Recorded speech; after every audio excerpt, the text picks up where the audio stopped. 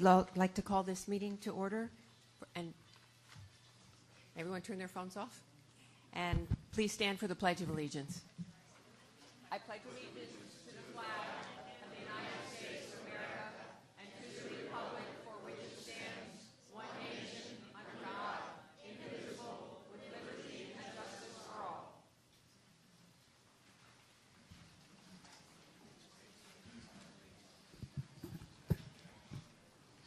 Would the clerk read the roll, please? Yes, ma'am. Mayor Marino. Here. Vice Mayor Marciano. Here. Councilmember Woods. Here. Councilmember Lane. Councilmember Litt. Here. Are there any additions, deletions, or modifications? No, ma'am. Okay. We're going to hold off on the Charter Review Committee report so our Councilman Lane could hear the report. But I'd like to do one thing. I'm going to go out of order a little bit, sorry. I'd like to recognize our Boy Scouts and Cub Scouts that are in the room. Would you all stand, please?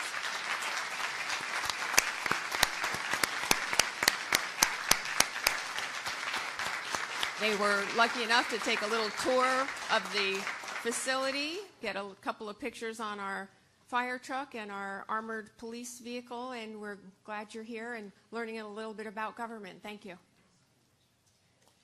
So,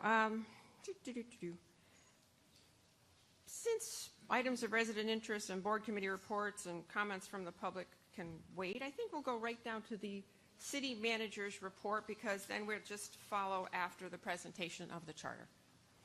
So, oh, more cards? Okay. For the city manager's report? Absolutely, thank you.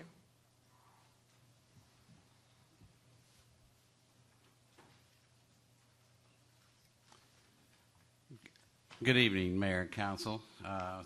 Tonight I'd just like to bring to your attention, as you're all totally aware, I won't go into the issues and the circumstances of Hurricane Irma, but the city took great efforts after the hurricane to do debris removal, to perform debris removal here in the city. And I just wanted to give you an update on the progress of that effort by our staff and our contractor. As you're aware, September the 11th is when we started to do the push throughout the city. And by push, I mean that we sent our damage control teams out throughout the city, and as you can see the map on the left there, the green areas would indicate where the major debris was blocking the thoroughfares throughout the city that would have prevented our emergency vehicles from being able to access our residents and would block the way to the regional hospitals that we go to. So we began the initial push on September the 11th to clear the thoroughfares for emergency response vehicles. Then from the September 13th to October the 6th, we actually began the debris cleanup. The map on the left is what was on our website to keep the residents informed of where we were and where we were picking up debris. We averaged about 2,300 cubic yards a day for a total of about 57,000 cubic yards in our first push alone. On our second pass, we collected 10,500 cubic yards, about 2,100 cubic yards per day, and that was from October 2 to October 6.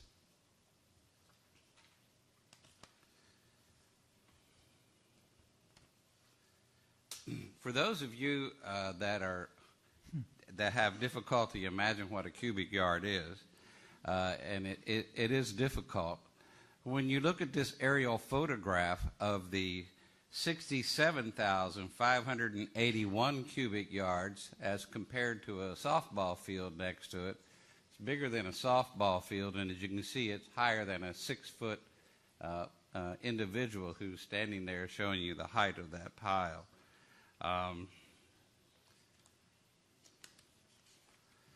As far as the finances are concerned so far, we've been able to identify a budget of what we have spent and or expect to spend in the final cleanup, the grinding and hauling, the final grinding of the vegetative matter. It looks like that's going to be around a $1 million expenditure. The other charges for overtime, employee overtime, food, miscellaneous items, fuel, rental of equipment is around $700,000. Those are two expenditures. When we look at the damage to city property, it's basically fences, shade tops, some sports lighting equipment got twisted, turned, and broken. When we're finished with that, it looks like for Parks and Recreation estimates, about $61,000, $62,000. As far as water intrusion into our buildings, the City Hall, Fire, Burns Road, and the Police Department, we also had damage to air conditioning. It's about $48,000. So all in all, in damages to the city, so far we've been able to identify $109,880. Our expenses look like it's going to be about $1.7 million for a total of about $1.8 million. These are preliminary numbers and estimates at this point. We will get back to you with additional numbers once we get the finals in. 26 days, 67,581 cubic yards collected in 26 days. Our original estimate was 30 to 45 days to get all of the debris off the streets. That's a remarkable record by our crews and the crew that we hired, Ceres, to get this debris off the street. No one else has done that. And last but not least, it took everyone in this city to coordinate and help get that debris off the street, and our mayor was the one that piled all this debris up all by herself there in this field.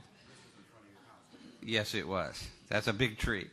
But that was an amazing effort given by our team here in the city and our partner, Ceres, who transported all the debris. It was a great coordinated effort. I'm extremely proud of our team. And like I said, it was a 26-day effort when we thought it was going to take 30 to 45. And we were only off. Our original estimate was 60,000 cubic yards. We were off by 7,000 cubic yards on that estimate. And that goes as a tribute to those people who are in the field doing the work, and you know who you are. Thank you very much for your efforts to clean up this city after that hurricane. We're very proud of you. Okay, onward. In addition, I would like to bring to everyone's attention, I never get an applause. That is a first. Thank you. They're not throwing anything yet, are they? Okay. I want to remind everyone, we have been advertising a Mobility in the Gardens workshop. And this is called a TOD workshop. It's transit-oriented development. And basically, it includes discussions and recent studies and information on transportation. And it develops around the future of the Tri-Rail station for the city of Palm Beach Gardens, which is located over around A1A and the flyover, that area. So what it is, it's a study and discussion about how to use the Tri-Rail station and transportation in and about the city to the local businesses and places of employment, and how we can move people without cars. So the residents workshop is Thursday, October the 19th, right next door in the Emergency Operations Center from 6 to 8. The workshop is designed to engage the residents and get ideas and feedback from the residents on how we can use this Tri-Rail station and how we can move people from the Tri-Rail station out into the community, the business areas, and see what kind of ideas or input we can get from our residents. Okay, so that's Thursday, October the 19th, from 6 to 8, right down the hallway here to the Emergency Operations Center. We're asking for citizen input and participation in the process, and that will be conducted by the Treasure Coast Regional Planning Council, and they were inviting you to participate. Please come. It's very important for our future. Thank you. Anything else? That's it. Oh, fabulous. All right, next on the agenda is the consent agenda. May I have a motion and a second, please? I'll motion that we pass the consent agenda. I have a second? Second. Any discussion?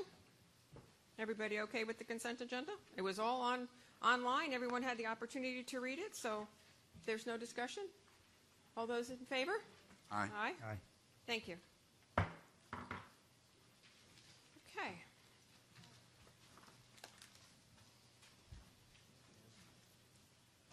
So many papers up here.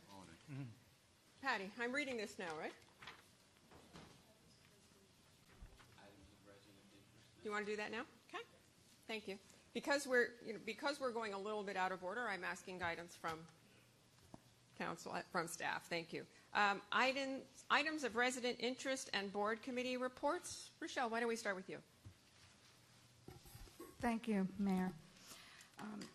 Every month you hear all of us up here talk about the events and meetings that we attended the prior month from the last council meeting to this one, and I think it's important just to say that the decisions that we make up here on the dais are very much, in very many ways, informed by the meetings that we go to, the other city officials that we interact with, the business leaders that we interact with at these meetings. And it's through this that we come to form our opinions on what might be best to do for the city. The relationships that are built and the ability to be effective at the municipal level take education, and it takes time. And you'll see in the last 2 weeks alone the number of things and events that I've gone to that have helped form what I do up here and what I do for you in the city. From September 25th to today alone, there was the Green Market opening. There was the North County Neighborhood Coalition meeting with Mayor Marino giving a report, and the CEO of Palm Beach Gardens Medical Center, Diane Goldenberg, giving a comprehensive report on what the medical center's up to. The Economic Development Board, on which I sit, where we're discussing smart cities, transportation, and working on essential services housing, which is the new buzzword for workforce housing. So you'll start to be hearing that a lot, because it's very important that our teachers and our firefighters and our police officers have places to live within our own city. The Forum Club of the Palm Beaches with author Brad Meltzer. There was the Business Development Board luncheon, where the discussion was on healthcare and the future of the Affordable Care Act. The League of Cities luncheon with Nick Uren and the MPO, talking again about transportation, bike lanes, and what's happening in some of our neighboring cities with respect to our roads and our traffic. There was the CEO Connection, which was a chamber event. And there were 2 meetings of Palm Beach County Cares, which is an organization that was formed by a lot of the stakeholders in Palm Beach County, mayors, council members, the United Way, Goodwill, the port. There's a whole group that got together to see what we could do to help Puerto Rico and the U.S. Virgin Islands, and you'll hear more about that in another time. But there were 2 meetings, and they were on Sundays.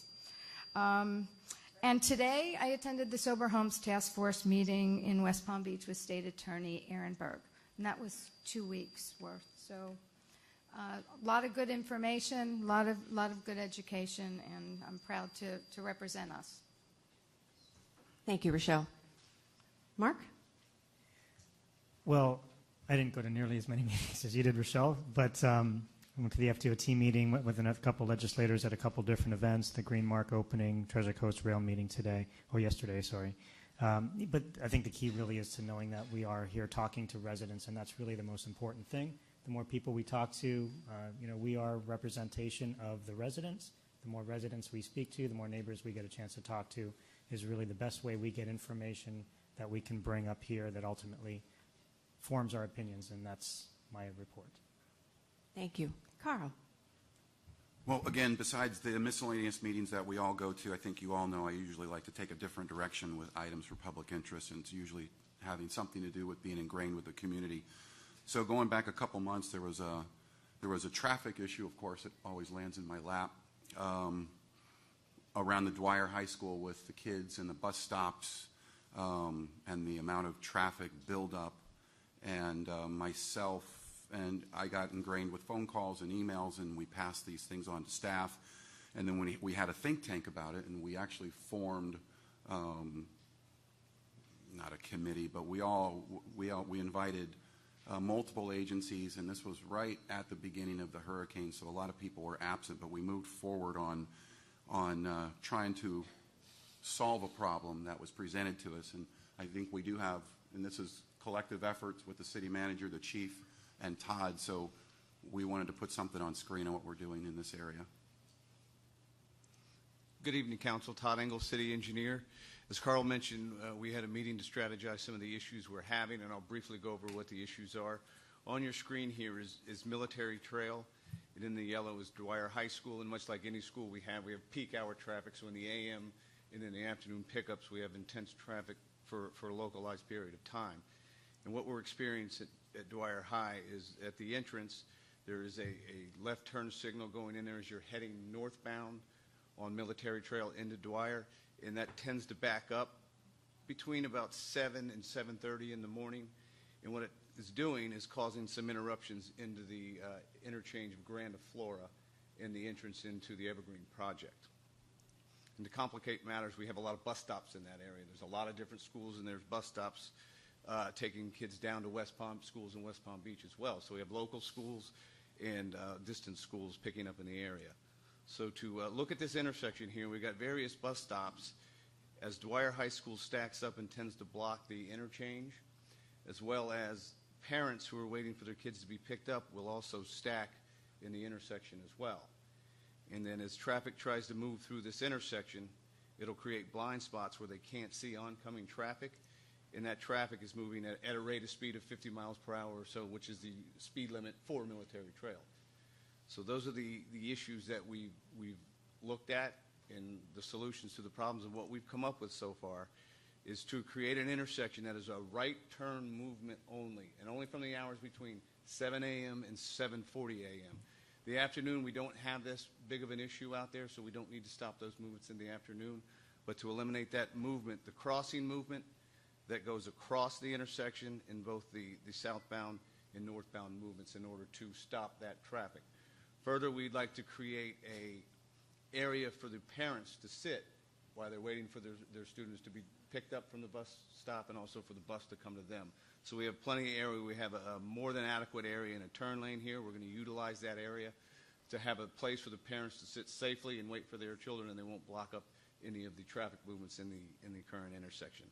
And one of the obvious ones is we met with the county to see what they can do to increase the left turn movement on that arrow going into Dwyer to help facilitate move that traffic a little more. They're going to study the intersection and get back to us, see how much green time they can give it. Obviously, they're concerned about the other movements coming in southbound on Military Trail, but they're going to see what they can do to increase that. And I know that the police chief is going to also meet with the school board to see if there's any adjustments we can do in some of the bus stops, so where there's more safer places for parents to pull off and wait for the kids to be dropped off and picked up. And we're looking to initiate the signage and the striping. Probably early November we'll have those in place. And then we'll do some monitoring and some corrective action before any tickets are issued as the new program goes in place. Thank you, Todd. Anything else, Carl? No, so we're trying to, we all know that the traffic for Dwyer has been a problem for anybody that doesn't live in that area. It's been a problem for years. It really backs up. And now that the other developments are starting to get occupied with residences, Alton specifically, those kids are now having to walk over towards wherever to get picked up. So we're trying to stay ahead of the problem. So hopefully in years to come, we can manage this without putting in a traffic signal, which obviously is is not on the radar at all right now. So that's what we've been working on. That's it. Thank you. Thank you. Actually, I think it was the Rochelle and Maria Road Show with all of the meetings that we all we attended. Sal Faso, I noticed you're in the room. Thank you for inviting me to give a state of the city at the NCNC. It's really an important presentation for our residents to know and see. And I believe, is it on the website, our state of the city? Is it on the website? Is the state of the city presentation on the website? Not for certain? It probably should be something that we eventually will get up on the website, but it gives you a good idea of our residents and what they're interested in and what's important to them, where we are in budget and how we are on budget, which is great. We had a couple of slides thrown in about the hurricane, but the state of the city is a wonderful city. I'm glad you kids are here, by the way. So you know you're living in a wonderful city, right? Okay, good. Is it time to go do your homework, or are you still? Yeah, okay? is it? I was going to say, it's 7:30. You guys got homework? No. Oh, I know. Who's traveling tomorrow? You're going to SeaWorld or something, right? Yeah, see? You have an excused absence from school. See, we don't have excused absences up here. But like Rochelle, we did a lot of meetings this month. We do a lot of meetings every month. And as she said, it's about educating ourselves so we make better decisions when we're sitting here. And many of the meetings are actually about projects that will take place in 3 years, 5 years, 10 years, 20 years, 30 years down the road. So it's important to make sure that we're in attendance and getting an education about this, because some decisions we make, it's going to be felt in 5 years from now or 10 years from now. So I'm happy that the city can participate as stakeholders in a lot of these meetings, especially in the TOD meeting that we're having next week about Tri-Rail.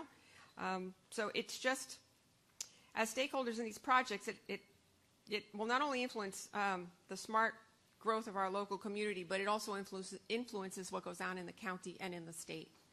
I look forward to read for the record on next. Oh, we don't have our books in front of us, do we? Read for the record next Thursday with our kids, and it's Quackers. Yep. And also, the following week will be Government Week, and there'll be Coffee and Conversation with the mayor on October 26th. And I want to read for the record. We will be reading at our Riverside Community Center. We'll be reading Quackers to all of our kids next Thursday. Thank you, Patty. And I want to give a couple of shout-outs. I pulled my shirt out. Where did they go? You might have seen our police. Thank you, everybody. Thanks, guys. Bye, all. Thank you for coming.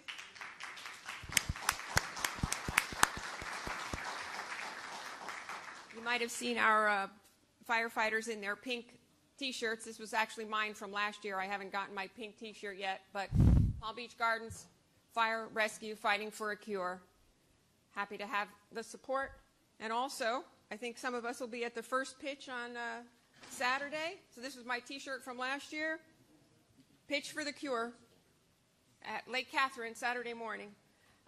So it's not all about meetings. Sometimes it's about just supporting the local community. And that is my report. So, next on the agenda, I think I will go with public comment for items not on the agenda. And Don Herring. How are you, Don?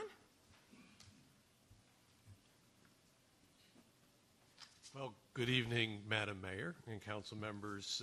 Donaldson Hearing here. For the record, I'm here tonight on behalf of the PGA Corridor Association. And of course, our mission is to preserve, enhance, and promote the PGA Corridor as the premier business location in Palm Beach County. With me is Mr. Tom Carnes. I think he's going to speak on another matter, but he's certainly one of our great members of the Corridor Association.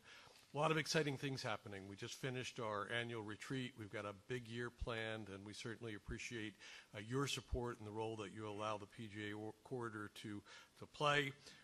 Dana Middleton is our new president, following Della Porta, who did a wonderful job. So we're excited. Dana is excited with everything that's going on. On October 24th, we hope you all will attend the Transportation in the Gardens event here at the PGA Marriott. I'll tell you, we're starting a little earlier this year. It's at 7:15.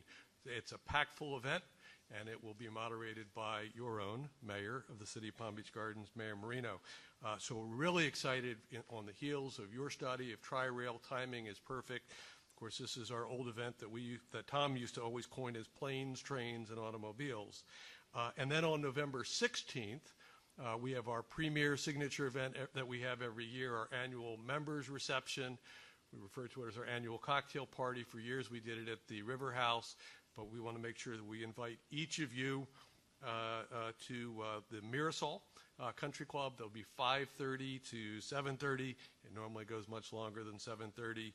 Tom Carnes has reserved the seat next to the big shrimp that they put out. So make sure that you're there. It's a wonderful event.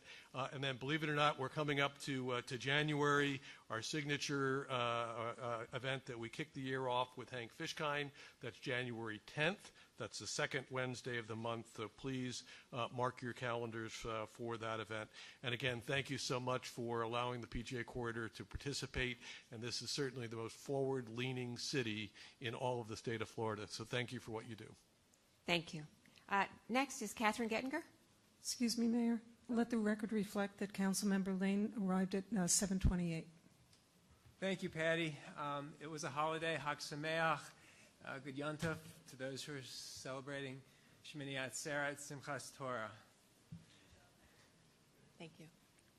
Hi, Katie. Hi, Catherine Gettinger, and I'm speaking on behalf of the League of Women Can I have Voters. your address for the record? Thank you. 4250 Hickory Drive. I'm speaking on behalf of the League of Women Voters of Palm Beach County. We are excited to let you know that on November 1st, 2017, we will be initiating a solar cooperative for the county. The idea of solar cooperatives is being successfully sponsored throughout Florida by the League of Women Voters. By forming a cooperative, homeowners will be able to take advantage of group discount packages for panels and installation. Cooperative members will be making decisions on which companies' bids they will select. We view this program as an important step in making Florida to be the Sunshine State. Thank you. Thank you very much. I have no other cards for public comment, and since we held off the discussion about the charter, so Matthew got here. If you don't mind, I'm going to move back up the agenda to announcements and presentations, and I'd like Brian Seymour, and if there are any other charter review committee members here, would they please come up too? I see Meg. Anyone else? Thank you. No, Ian was out of town, I think.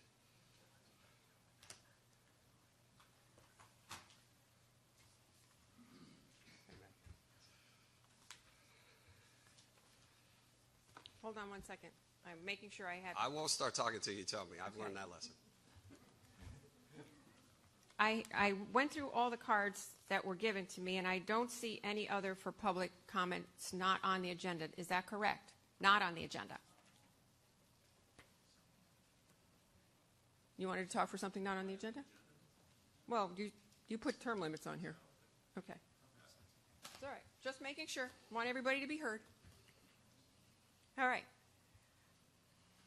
Brian, Mr. Seymour, how are you today? I like the bow tie. Thank you very much. Chag Sameach. I was a little late myself, Matt. I also was at a Sukkot celebration this evening before I ran over here.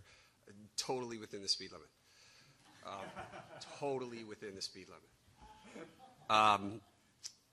So a couple of things I want to start with. First, I think it's worth thank yous to the committee. I was elected by the committee to be the chair, but all that meant was I sat there and got to ask a lot of questions and let them talk and hear a lot of what people had to say. Meg and Craig and Ian and Steve were all very active, very thoughtful. We had a number of members of the public who showed up to our meetings. I know I'm going to miss some, but certainly Ms. Scheibel was there. Mr. DeLoe was there a couple of times, as well as Ms. Stock. And I appreciate that. We did have some discussion. We did not all walk in there agreeing. But what you were presented as our report was agreed to unanimously by the committee after long discussion and many, many hours through this process. Want to thank the city clerk who was there. She was the only member of the staff or the council who showed up. No other city staff or city council person participated in our meetings or in that process, but certainly just with some pure procedural matters, making sure we were recorded, things were available. Patty was outstanding, and we appreciate that, as well as giving us some data that we needed. Also, quick thank you, and again, this always hurts me to do publicly, but to Mr. Lohman. There were a couple things that were brought up during the meetings and we weren't sure were legally permissible. Our facilitator, Dr. Lee, who was outstanding, was not a lawyer. So we did have a couple of questions that I asked Max, and he gave us some answers, including a couple of times where the answer was, no, you can't actually legally do that. So that was very helpful. Finally, Dr. Lee was extremely helpful in this. This is a group of people who have varied backgrounds, varied experiences, and the access to Dr. Lee's experience for so many years dealing with cities, with charters, all over the state of Florida as a professor, someone who really understood that stuff was invaluable to us in structure, concept, what we're talking about. Personally, for me, I would like to thank James DeLoe. One of the big issues that was going to come up, obviously, was going to be term limits, and I'm going to talk about that in just a minute. I felt it was important to find out from the author what happened. And he spent a lot of time with me, walked me through, and gave me some thoughts that were his. He was very clear. He didn't speak for the committee. Unfortunately, not too many of them showed up, but like I said, Ms. Stock was there so that we could hear from them. But I appreciate greatly because it helped me as I was thinking through that, and I was able to then convey that to the members of the committee at our meetings on that particular issue. So I think, James, you're here somewhere. Did I see you? Thank you very much for your time. What you see is the agreement of the committee after discussion. The first thing that we thought was important is the question of what exactly is a city charter? What are we actually supposed to be doing? The easiest analogy we came up with, although it is not perfect, was that it's basically the Constitution for the city. This is our big, broad governing document. This is not the administrative. This is not the day-to-day operational. It was maybe different in 1973 when, I think it was 73 when this was adopted. But the way these things move really are about providing the framework for the critical issues for the governance overall of the city. And that's really where we wanted to focus our efforts. And so a lot of what you see is cleaning things up. In fact, I would suggest to you the vast majority of this report, and so because of that I'm not going to go through every single item, is cleanup. Typos, a couple of inconsistencies, portions that were in there that are now illegal by statute or Constitution of the state of Florida, things like that that are actually pretty straightforward. Even just the point of the description of the form of government is no longer valid. And we thought it's worth updating that to make sure we have that. There were a couple Scrivener's errors, things where there were typos and things of that nature. We went through all that, even the his's and the hers, which you saw, right? That was important to us because we wanted to think through that. And what happens with that is we shrink the charter pretty significantly because a lot of those sort of day-to-day things, like should we have crematoriums in the city, which was actually in there, is in there, those things are not necessarily charter specific. And so we proposed to take a lot of that stuff out. So I want to talk a little bit about a couple of things, just so you all understand where our perspective was. And again, this is the committee. This is not me. So if you're going to ask me questions, and I've never been at this podium without a question asked, so I'm just going to assume there may be some. Certainly the public is going to have another opportunity to speak. This did take into account what we were provided. We had public comment. We had a couple of people actually speak.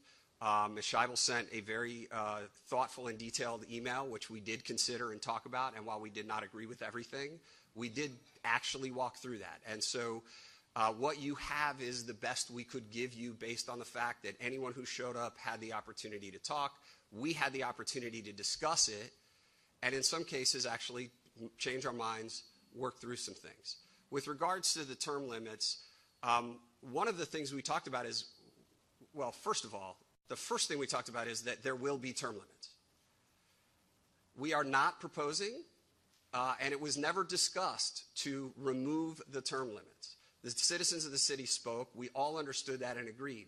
The question is, that was done at a very specific time, in a very specific circumstance, and what is the reality that other people live with? What information is out there? What we found is that while the majority don't have term limits, when they do, you don't have 2 short terms of 3 years. Some do. They're often by size. We're actually a larger city in the state of Florida, which I found sort of amusing, given that we're not so big. Maybe that's because I've lived in San Francisco, LA, and New York. But even Miami is not a huge city in the whole grand scheme of things. But when these folks, when people have these term limits, they do look at a couple of different things. And the things that came up were, the discussion was 2 3-year terms that were there. And again, I want to thank Mr. Deloe, because I asked him about that. Why was it picked that way? Why did you draft that? And part of the answer was because they didn't want to change too much, right? The key was, let's get the limits. And the more you change, the more confusion you have. And I understood that. We did talk about that as well at the council. We talked about the possibility, which happens in most cities, of 2 4-year terms. And then what we propose actually at the end, and we discussed this, I think, at every single meeting, what we came to was 3 3-year terms. And the reason for that, we felt like 2 3-year terms, everybody sort of felt was maybe too short to really get through things. Some of us felt that, and I'm purposely leaving off the who's. If you really want to know, you could go listen to the tapes, but it doesn't matter because we all came to the conclusion that's in there. So if you ask me who said what, I'm just not going to tell you. I'm going to tell you to go listen to the tape, so don't ask me later. What I will tell you is some felt that we should have more elections. Yes, the terms are there, and yeah, you need some more time, but the way to keep this going, particularly in egregious circumstance where if something were to happen, is to have another opportunity for an election. And if all you have is 2 terms, you end up with 1 term of answering to the voters and 1 term where you do not, or you do not have to. And again, this is not about you. This is not about any previous council, and I don't know who may be sitting up there in the future. This was very conceptual. So, and admittedly, there were a couple of individual names that were mentioned during the course of the meetings, but none from the committee. We didn't make this about an individual. We really are thinking about what can we do what's best for the city. And what we came to was the 3 years makes sense. It gives you a chance to have an additional election. So if you're going to look at the possibility of 2 4 years, you're looking at 8 years, which is probably a reasonably good amount of time to really get involved, understand the business of the city, which is very significant, right? Could you imagine getting seated and then the next day having the hurricane, as opposed to not having even a few months or years of experience? Not even years. I don't think there's plural yet. And having to deal with this. So the longer you're there, there is some value in that, but again, with limits. So the difference between an 8 and 9 year, most of us felt not really that significant of a difference. And so what we determined was, if we do it this way, there's another election possibility. So you can get the time to learn the job. But if you do something wrong, you got 2 shots to take you out. And that was part of the discussion. We know and we recognize that the incumbents tend to have a leg up in an election. But again, if you have an egregious action, there's another opportunity to take that out. And again, you've got two terms. So you've got 2/3 of that time where you're going to have to be thinking about another election and thinking about what everybody says from that perspective. And that election is a real important tool for those of us who are citizens here to go to you all. And so that's how we came to the 3 3-year terms. The other issue was what happens with people running again. I think that everybody hated me, but I actually asked Patty to give everybody the fourth DCA case. I'm pretty sure that even the lawyers didn't want to read it again. But the truth of the matter is that was a big deal because I didn't understand it. And again, I did spend the time with Mr. Deloe. What was the intent? What were we trying to do? This isn't about never run again necessarily. And that's what came out. And I understand that. And we thought that it would be worth clarifying this point. But that the incumbency should not stay with you by stepping off and moving again. So what was proposed and what was is in the report is that you have 3 years, well, the term being, if the term stays 3 years, you would have to be off for that 3-year term. So you can't run again immediately, and then you're going to be running against an incumbent if you ever did want to come back. Now, Dr. Lee informed us that actually once you have something like that, you don't have a ton of people rerunning. It happens, but it doesn't happen in as significant a way as if you have the step off and immediately then jump back on. And so we felt that that was significant. It was worthwhile. And again, in a city of 50-some thousand people, including all of the children, we don't have a ton of people who are going to be stepping up for public service, and we don't want to put ourselves in a bind. It's an unfortunate reality that we live in, and to be fair, having gone through this process, I'm never running for anything ever. So God bless all of you for the slings and arrows that you take. It's not an easy job, and it's not a part-time job, right? I just listened to all of the meetings that you all went to. It's a very difficult thing, and it takes a lot of time, and it takes a lot of effort, and we want high-caliber, high-quality people who genuinely care about the city, who want to do the job, not who are drafted because we just don't have anybody else. So we thought this was a good balance to try to get there. And so that's how we came to that conclusion. The other issue that I think was hotly discussed during, not hotly, it was actually incredibly collaborative. The committee, we didn't all agree at everything, and we talked through, but it was an unbelievably collaborative experience where everybody really respected each other's viewpoints, opinions, and experience, all of which were varied. Even though we had 3 lawyers, none of us are the same kind of lawyer, and we all have had different experiences. We all come from different places and different, just sort of different lives. And it really did add a lot of value, the fact that everybody's willing to listen and talk. And so we talked a lot about the issue of the plurality. And we got a lot of data, which it's in the report, but elections, you see a number of $70,854.28 for the runoff between Rochelle and Joe Russo Jr. What we found out was in the entire time that Patty's been here that we've never had a circumstance where there's been a runoff and the person who won the plurality didn't win the runoff.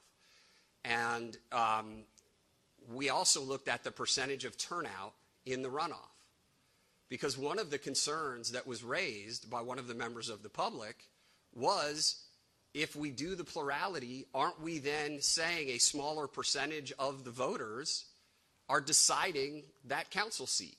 And that was a concern until we realized that in the runoff, you have grammatically, you have fewer people, right, Matt? I know if I get it wrong, Matt's going to correct me. Fewer people turn out for the runoff than you would have had in the total number in the pluralities. Now, it's not always that way necessarily, but historically, that's the data that it showed. And so when we looked on balance, yes, we want elections. We want the opportunity to determine, as I said, another shot to remove a council member if the citizens want to. But in the runoff circumstance, you actually have fewer people in the city deciding that election than if you did have the plurality in the first instance. I was actually very surprised by that myself, but that's what the data showed. So that is why we proposed not spending the money to have the runoff elections where you have a plurality. There's also some other fixes about writing candidates and things like that. It's actually interesting. The Constitutional Revision Commission is actually working to fix the write-in ballot at a state level that has been a problem around the state that costs a ton of money in elections where people have to be on ballots when they're not qualified at the time of the election. We want the folks in Palm Beach Gardens, we thought it was important to be voting for the people who are qualified when they walked in to vote, and to avoid that kind of confusion the best we could. And so that was where that came from. Trying to think of what else was significant here as I go through this. Again, most of this was, the rest of it was about the cleanup stuff.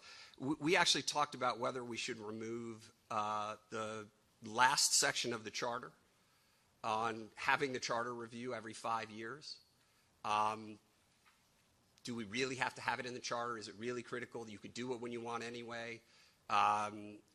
It was interesting. We had the discussion.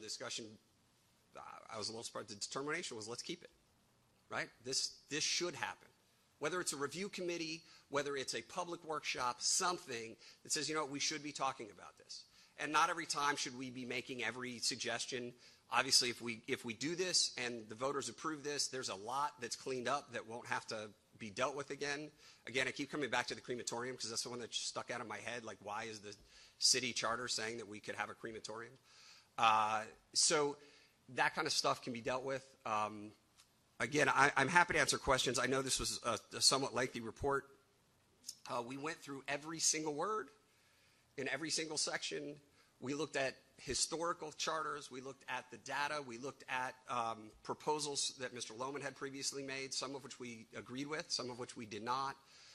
We looked at other places' charters. I talked to city attorneys at other places about city managers and the requirements, putting them in contracts, putting them in charters, things of that nature. All of that was done. A lot of time, a lot of effort, a lot of data to support this. And again, a few members of the public who did come out and help us in our process, and they deserve to be thanked for that. So again, I will thank them. And now I think I can answer questions. And I'm sure I talked too long. I'm getting strange looks. Well, Brian, I just want to say thank you to you and the rest of the committee for taking, and I'm reading what I wrote. I apologize. It's been a long day. But for taking many hours out of your schedules to volunteer for this Charter Review Committee and for inviting public opinion at all of your meetings. Why would anyone be against allowing the voting public the opportunity to vote on the type of government they want? One question. But the citizens have been asking for a Citizens Charter Review Committee, and that's exactly what you all have done. I applaud you for that. Your committee, made up of local citizens and not members of this council, we were not involved with this process at all. You reviewed and revised the charter, and your recommendations will be heard by us, and we'll move forward from there. And if it's the case, they'll be placed on the ballot, and it'll be decided by the voters. So this is not for the council to decide. It's for the voters to decide. So I actually need Max, do I need a motion and a second for discussion? What are we doing here? I would recommend taking if you want to have questions of Mr. Seymour, then I would engage in entertain those comments or basically ask him those questions if you want, or you could take the public comment and then ask Mr. Seymour questions. It's really your pleasure, Mayor, and then after that you could. At what point do you want us to speak? I like the idea of public comment on this and then go back to Mr. Seymour and then discussion, because we have a lot of public comment. And we have, so let's respect what they have to say. Sounds if you great, guys, Councilman Woods. thank I agree. All right. Well, so I've got a bunch of cards handed to me, so I'm just going to call them up in order that they were handed. Tom Carnes would be first, then Roma Josephs, then Kevin Easton.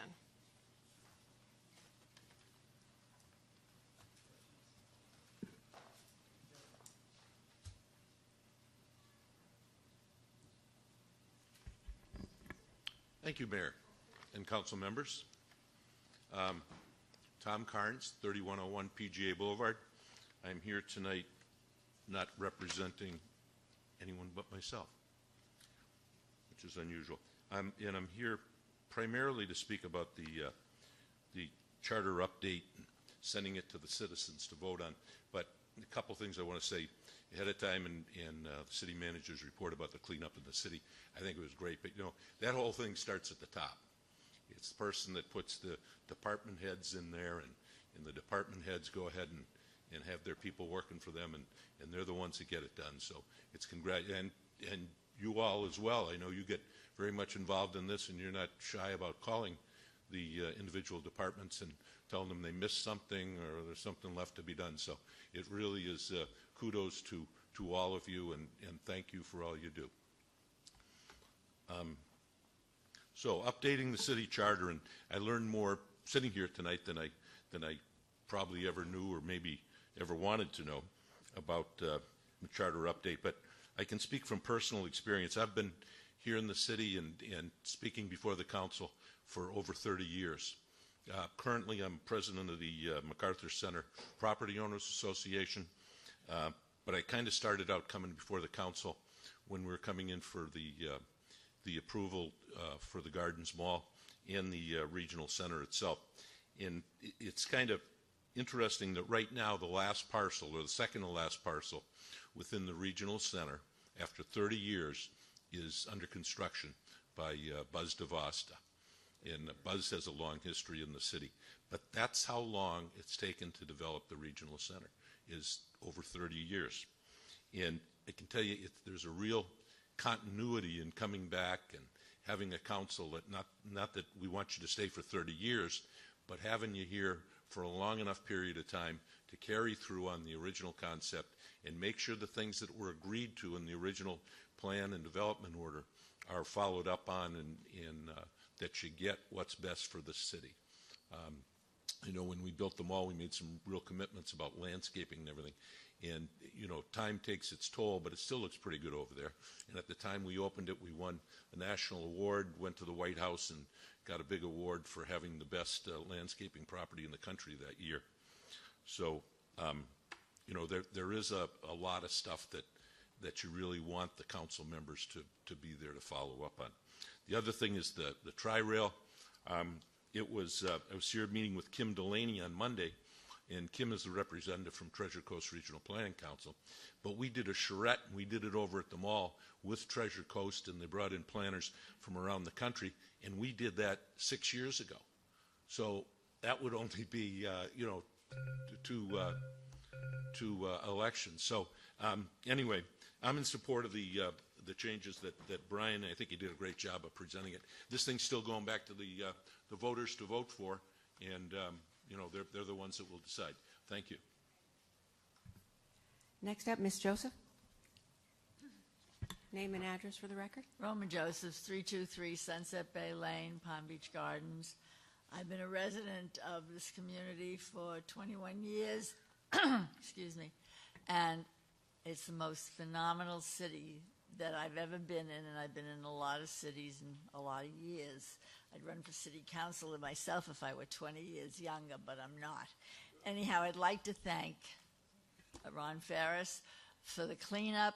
Ballin Isles was fabulous. We can't thank you enough for the work that was done by the city.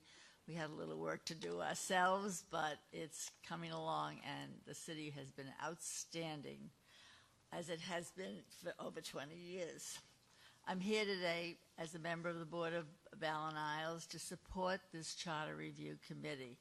I think, as was said just now, it takes a long time to get anything done in the city or in Ballin Isles or anywhere. You have to have the experience and you have to have the will to see it through. It's very difficult to fight some of the opponents.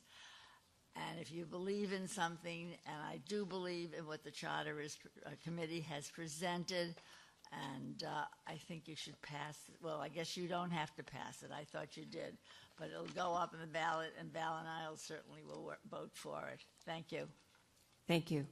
Next is Kevin Easton, then Sid Dinerstein, and Philip Blumel.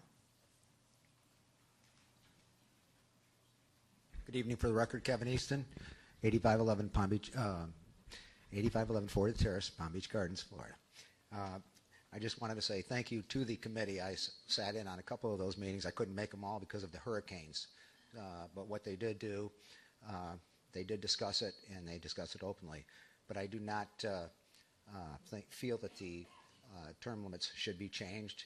And as part of the term limits committee, I would like to yield the rest of my time to Sid Donnerstein so that he can explain this in more detail than I can. Everyone gets 3 minutes. Everyone gets 3 minutes? Oh, well, great. In that case, I really wanted, and I didn't get up here on the first public comment, but I would really like some help with the access to my streets. I know I've talked to several of you, and this is an issue that we need to deal with. Whether, I don't know, many of you don't remember that Gordon and Donner was going to move out. And I know this is all about the term limits. Kevin, this Yes. is on term limits that I you know should it. put a card in for Well, I could, but we've items already not passed on that. the agenda. Right, we've already passed that. But I will just let you know that I think that you will disenfranchise the voters by changing the term limits at this point, okay? Thank you very much. All right, Mr. Donnerstein, you have 3 minutes.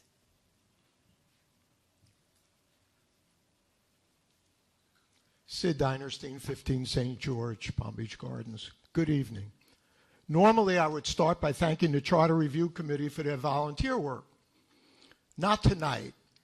We all know that the Charter Review Committee was only created to gut the voter-approved term limits and put the blame on people other than the council members. I will not be your enabler. Furthermore, the idea of putting the term limits alteration on a March ballot when no candidates are running shows utter contempt for the Palm Beach Gardens electorate. We are here tonight to say emphatically and unequivocally, hands off our term limits. We stand 16,000 strong. More residents voted for our term limits than voted for any of you. Your process and your proposals are elitist and manipulative. Nobody could be as stupid and gullible as you think we are. I repeat, hands off our term limits. Now that you have made cynics of us all, we have to assume that your second proposal, to allow non-majority winners, is a scheme to tilt the election odds in your favor by adding straw candidates to dilute the opposition vote. You see, we already can't trust you. How sad. We voted for you. You told us you would put the people first. You told us you believed in term limits. And yet, less than one term in, you decided we need more of you. Remind us why we voted for you. And, I repeat, hands off our term limits. Thank you. Up. Philip Blumel, please. And after Philip will be Vito DiFrancesco and then Irish Scheibel. Thank you very much for allowing me to speak. My name is Philip Blumel. I live at 7878 South Lake Drive in Lake Clark Shores. I'm not a Palm Beach Gardens resident. But the reason why I'm speaking to you is that I'm president of an organization called U.S. Term Limits, which is obviously focused on this issue. And we are a national organization, and so I wanted to weigh in on it. First, I want to commend the citizens of this city that spent the time, did the hard work, and spent the money to take this proposal and put it on the ballot, and then have 80% of the citizens at a general election, which is a large number for election in this town, approve it. So that was excellent work, and I think you should appreciate that. I have a great deal of experience with term limits, as you can imagine, and with term limits measures around the country. And the amendment that was approved here is a good one. As Brian mentioned, most term limits for towns are 6 or 8 years, and both 6 and 8 year term limits work fine in towns all across America. 6 to 8 years, as a result, because of experience, are the term limits that U.S. Term Limits generally recommends for cities to adopt. This local measure also permits council members to, after they're done with their terms, their legal terms, to sit out and run again later if they choose. And this means that there's always a pool, in fact a growing pool, of qualified ex-council members that can run again for office if their neighbors call upon them to do so. And the current term limits term limits amendment is also very clear. It's simple. It's just like the ones everywhere else. It's not something too clever or confusing or unusual. So I'd like to see, I think that we all ought to respect the hard work of your neighbors. A lot of times when citizens enact a new law like this, the sort of political people that run the city circle the wagons and try to attack the law or try to circumvent the law in some way.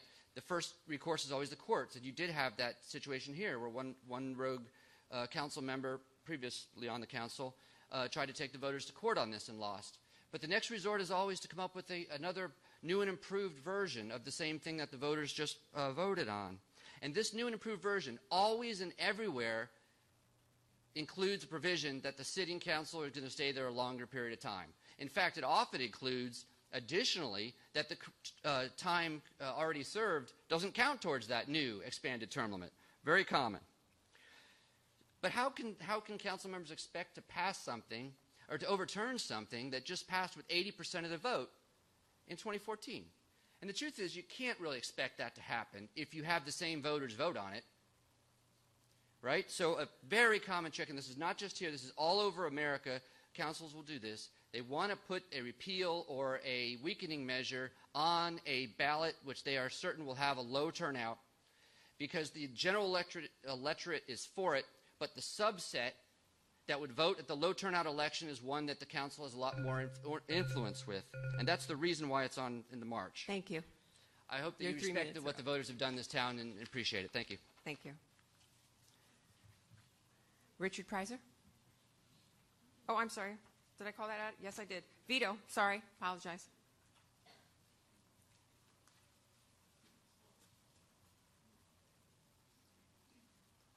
For the record, my name is Vito DeFrancisco. I live at 1049 Shady Lake Circle. There was good points made tonight that with small turnouts, and even the people who made this change, proposed change, said with a small turnout, it can be tilted. For 30 years, the elections in this city were extremely tilted. There are extremely powerful, well-organized groups of people in high-end communities that are rallied together and will vote continuously for what they're told. Everybody has their own mind, but it seems for at least 30 years that has taken place. If you put this on the ballot, at least put it on the general ballot when everybody is going to have a piece of the action. If you're going to do it, you're doing it purposely for a low turnout so you can get your way. We voted, 80% voted, but you're going to try to sneak it in a March type thing. Now, nothing is set up here yet, so nothing has transpired. But what you're doing is backdooring everybody who took and voted. You're telling us that basically our opinion means nothing, and you're kind of like gods, and you can do whatever you wish. And it's not right. What you're doing is anti-government. It's government at its worst. I'm really glad that those young people left, because to see this take place and to see what's happening and to see the voices of the people just don't mean anything is not what they should be learning. And if they would have been here, that's what they would have learned. Government can't be trusted. Government gets what they want, and government sticks together. And really, the people are puppets, meaning absolutely nothing in your opinion. I'm just really upset about this because we went through a lot of effort. But I'll guarantee you one thing, if you change it, we'll put it back. We will get another petition, we will put it back on the ballot, and we will get it voted in again, and somehow we're going to make this so you can never touch it again. I don't know how that can be, but what you're doing may possibly be legal, but it sure is not ethical. None of yous are going to be ethical if you actually vote for this. Thank you.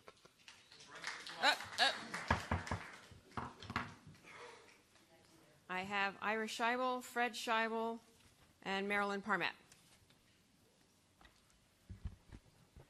Good evening, Council. Iris Scheibel, 1029 Sienna Oak Circle West.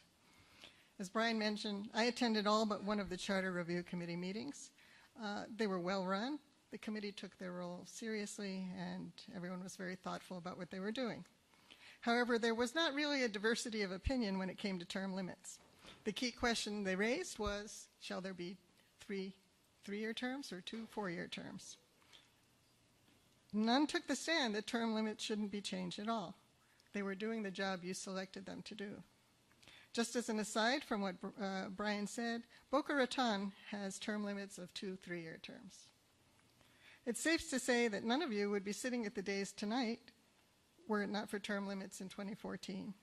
I'll remind you and those in the chamber that the ballot question passed less than 3 years ago said, shall the Palm Beach Gardens City Charter be amended to establish term limits, providing that the council members serve no more than 2 consecutive 3-year terms?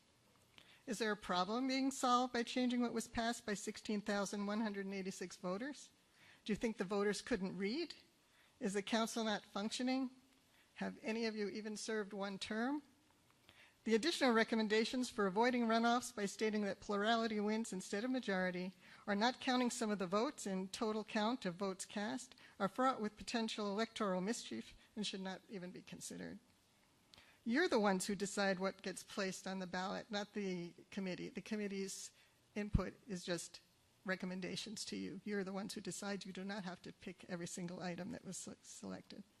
The charter does need to be cleaned up, and those things that are not controversial and do not change term limits or elections, such as redundancies or conflicts with state statutes, should be placed on the ballot. As I've asked you in public comment before, anything related to terms or elections must be on a November ballot, as was true in 2012 and 2014. Usually it takes electeds at least a term in office before starting to become tone deaf. You've been a responsive council. Please stay that way. Don't change that, and leave my term limits alone. Thank you. Thank you.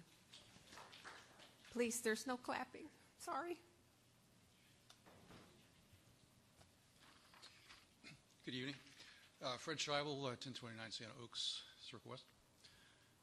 In the not too distant past, the previous council lost the trust of the community.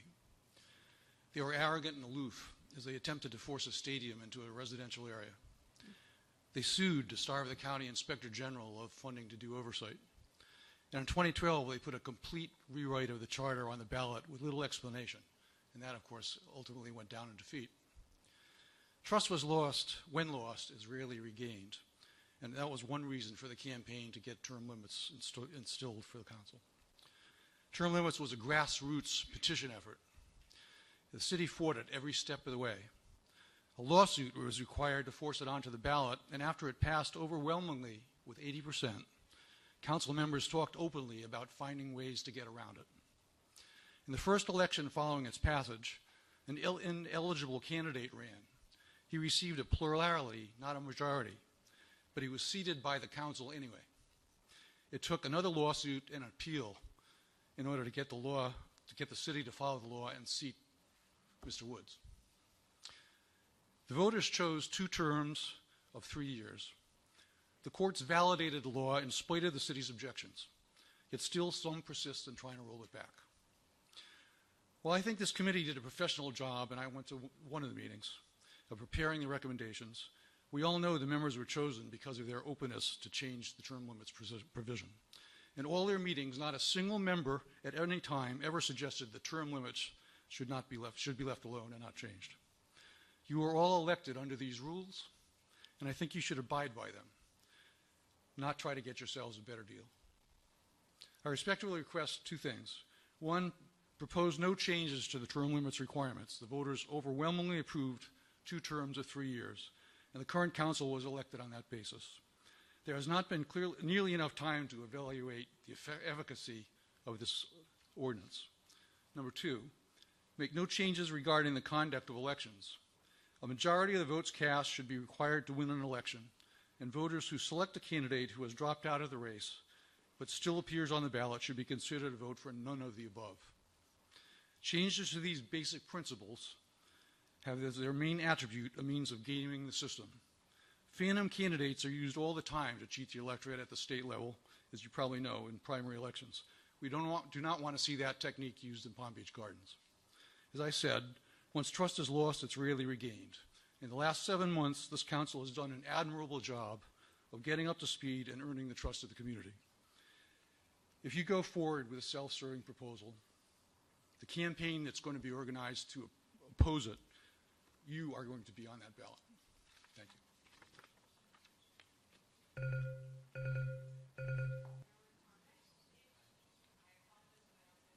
Sorry? Good evening, Marilyn Parmet, 116 Abundance Drive.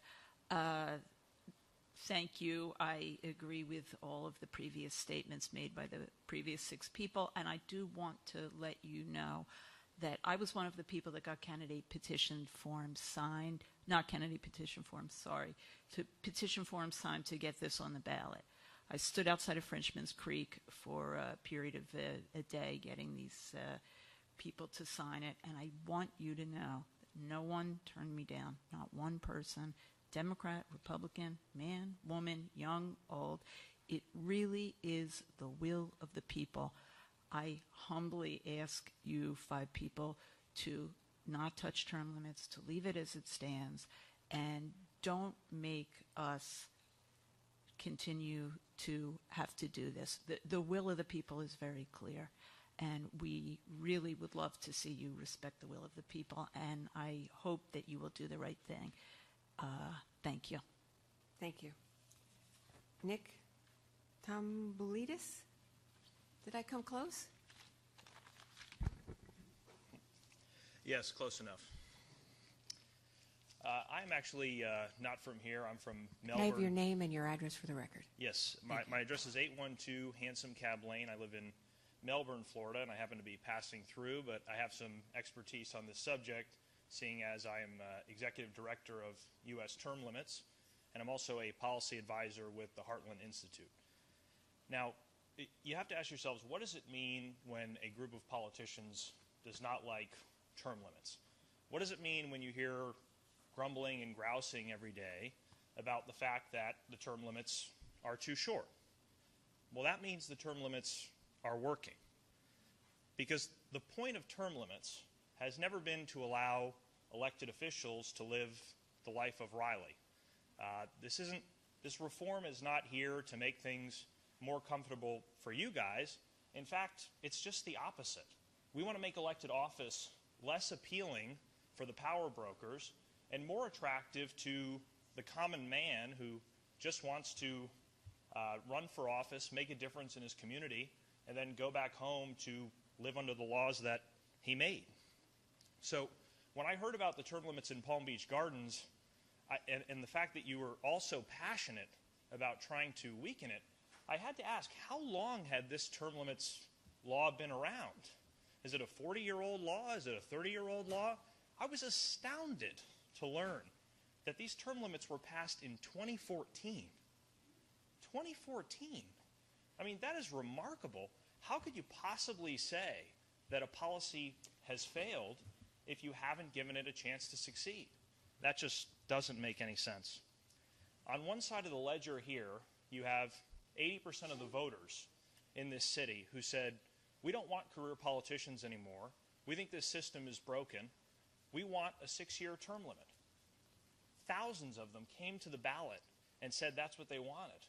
On the other side of the ledger, who's out there trying to weaken or even, who knows, repeal term limits? It's the very same city councilors who are affected by that term limits law. And, you know, I don't think you would find a first-year law student anywhere in America who would tell you that that is not a massive conflict of interest. I mean, you guys should not even be discussing term limits here, let alone trying to gut them on the ballot, because you stand so much to lose by getting termed out of office. Power, prestige, influence, money, health benefits, all this kind of stuff.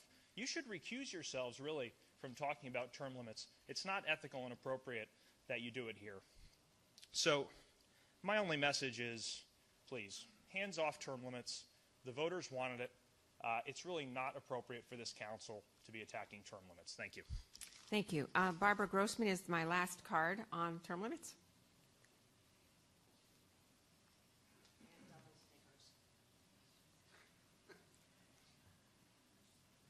Barbara Grossman, 21,000 Portofino Circle, Palm Beach Gardens.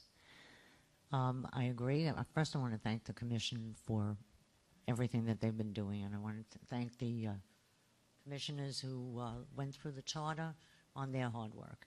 I am for term limits. The voters have voted for it. I'm one of the people that stood outside the library day in and day out and got signatures, and nobody turned me down. And most of it had to do with the stadium that they wanted to put on 117th Street. And so we lost faith in our commissioners. We don't want to lose faith in you. So leave our term limits alone. Thank you. Thank you. That is the last card I have. Madam Mayor, if I may. Please. I'd like to I was taking some notes, and I'm not, you guys do whatever you want. But there were a couple of points I'd like to clarify. And I appreciate what everybody said. Well, except for the personal attack. I don't appreciate that. Because this was not about you. And but a couple of factual points that I would like to say.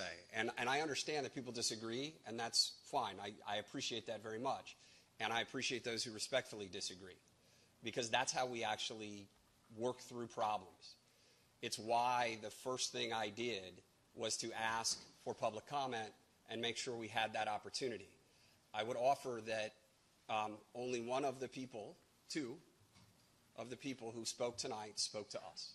So I cannot respond on behalf of the committee to what the position of the committee would be had we heard what we heard. For instance, that Mr. and I don't know all these folks, so and again, if I missed their pronunciations, I apologize. Mr. Is it Blumel mentioned 6 to 8 years. We did do that research. We also saw that often it's 6 to 8 years. Some are 2, some are 12. And that's where the discussion that I mentioned about 8 versus 9 came in, because the 8 came in that context, but with 2 4-year terms, there's only one election. And again, the best way to term limit someone out is to vote them out. And so we wanted that opportunity. Now, I take exception to the fact that a couple folks said nobody talked about keeping them the way they are.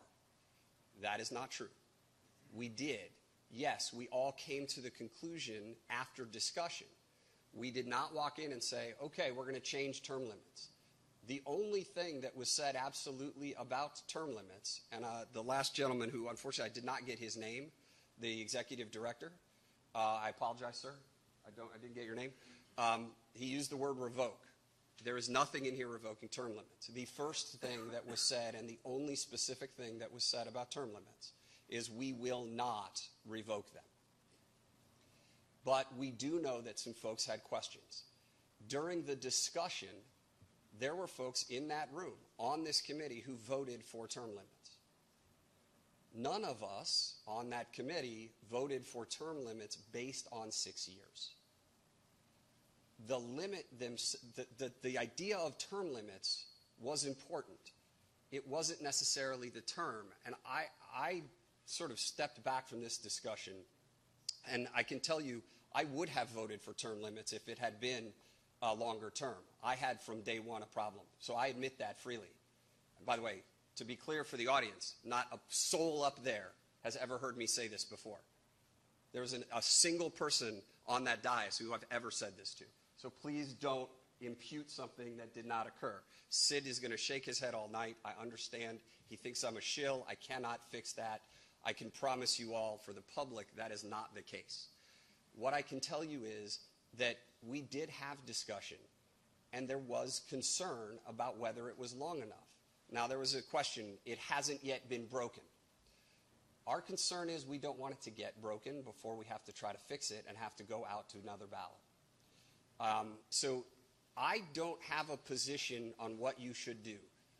We did not have the question before us because nobody brought it about whether this should be on the March ballot. It was not before. Had someone brought it, we might have asked that question and we might have had a recommendation for you. We as a committee can't give you any input on that, unfortunately, because it wasn't placed before us. So I heard all that.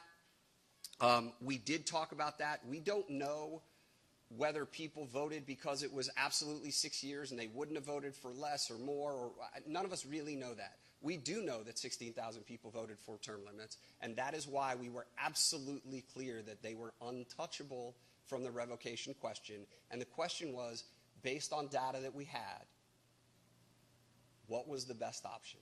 And the 5 of us went back and forth over the course of multiple meetings. We did not decide this in one meeting. We had at every single meeting the discussion came up, other than the organizational meeting where we didn't get into the meat of it. And that's what we came up with. Certainly you have the option to not do anything. You have the option to say, let the voters decide. You're not making that decision. I understand. I don't want to be in your shoes, and I'm glad I'm not.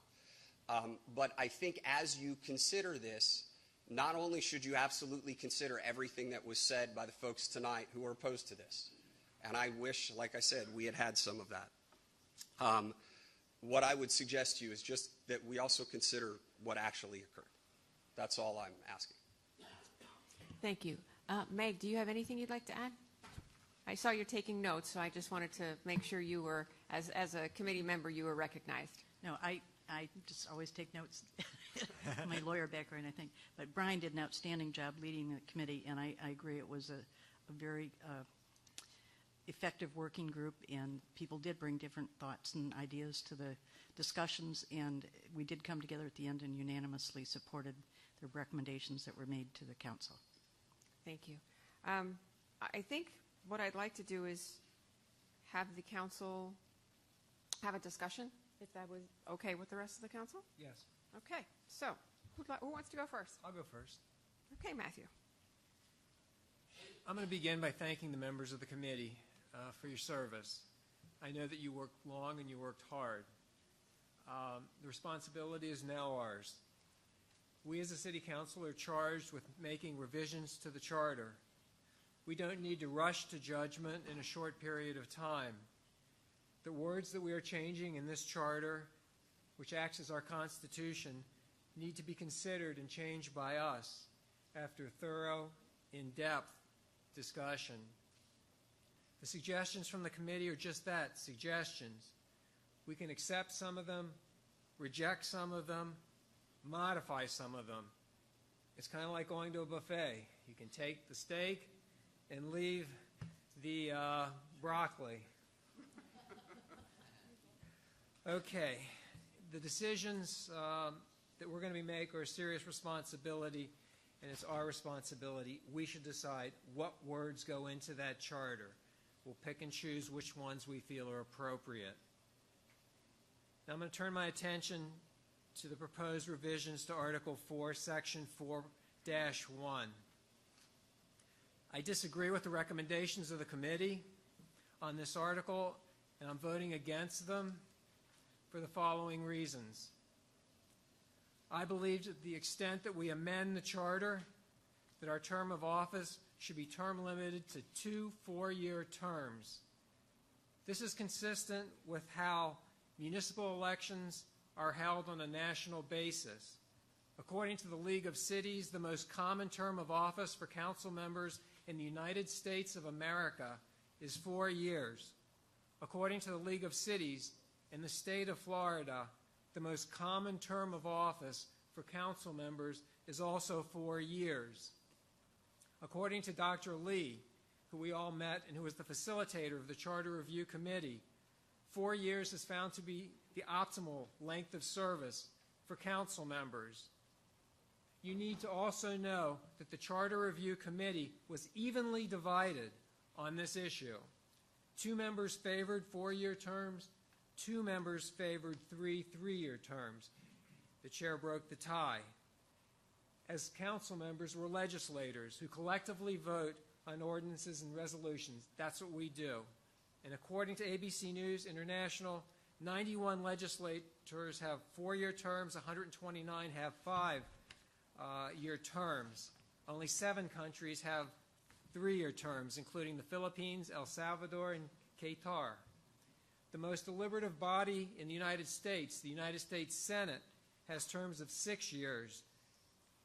And the reasons that 4-year terms are universally adopted on the local, state, national, and international basis are the following. First, as reported in the California Bruin, 4-year terms provide a cost-saving measure for the city. You notice I put that one first. Second, ABC News reports that longer terms pave the way for stronger leadership, and provide greater stability and certainty in governance. Third, the Michigan Daily points out that longer terms provide consistency and continuity. Fourth, as the Colorado Times reports, longer terms provide us with the opportunity to engage in long-term planning, implementation, and continuity for the projects that we put into place. Fifth, I think that as a practical matter, I believe that the proposed revisions to the charter are going to face stiff political headwinds. As all of us do, I attend a lot of functions, talk to a lot of people. And for what I've heard on the street, the proponents of term limits are going to fiercely oppose this and exact political retribution upon those of us who support it. They are particularly incensed by the fact that they feel that the election to approve these revisions is being intentionally placed on the ballot in the dead of night when very few people are expected to come to the poll. Sixth, noted law professor Richard Epstein of the University of Chicago talks about the importance of institutional memory. Longer terms enable us to engraft into our charter a mechanism to ensure that institutional memory isn't lost. For example, in this March of 2017, the total experience on this council was 1 year and 7 months. Although we've been successful with shorter terms in the past, this charter review gives us an opportunity to do better. Additionally, our system works so well because we were blessed to have the leadership of Joe Russo for 27 years, of City Manager Ron Ferris, of Eric for 25 years, David for 12, Bert for 6 or 9, and Marcy for 6. But we can't rely on chance. We need to build a mechanism to protect institutional memory into the system. Seventh, the Michigan Daily points out that shorter terms encourage more pandering to select constituents and single-issue voters. Longer terms give us the opportunity to address important long-term policies without the contamination of short-term political consideration. In other words, it gives us the independence to make the tough calls and the far-sighted decisions. Now, our social conscience reports that there's an argument that more frequent elections foster more accountability. However, studies show that voters have a strong pattern of re-electing incumbents regardless of whether they're good or bad. In fact, I know you'll find this hard to believe, but the vast majority of voters don't even know who council members are, much less how we vote on specific issues. So most people are going to be voting simply for the incumbent or along party lines. Eighth, The Economist reports that longer terms provide us with more time to focus on doing a more efficient job and less time to focus on campaigning for re-election. Ninth, the Michigan Daily points out that longer terms provide us with more long-term experience and knowledge of the workings of the city.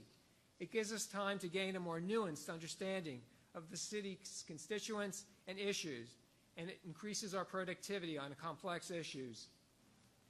James Madison, the Federalist 53, points out that the knowledge requisite for a competent legislator of upright intention and sound judgment requires a longer term of office. In closing, I believe that the model of the United States Senate, the model of the majority of municipalities in the United States of America, the model of a majority of municipalities in the state of Florida are models that we should follow. This will create a stronger leadership, and it will help us build a better future for Palm Beach Gardens. Thank you. Thank you. Okay, Rochelle.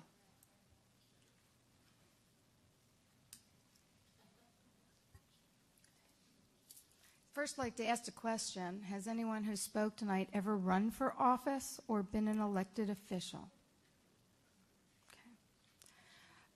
Those who have, and those who work with elected officials on a regular basis know that there come times when things have to be relooked at. And at the state level, we're going back into a legislative session where they're going to reevaluate laws and rules that they enacted last session because they didn't quite get it right the first time.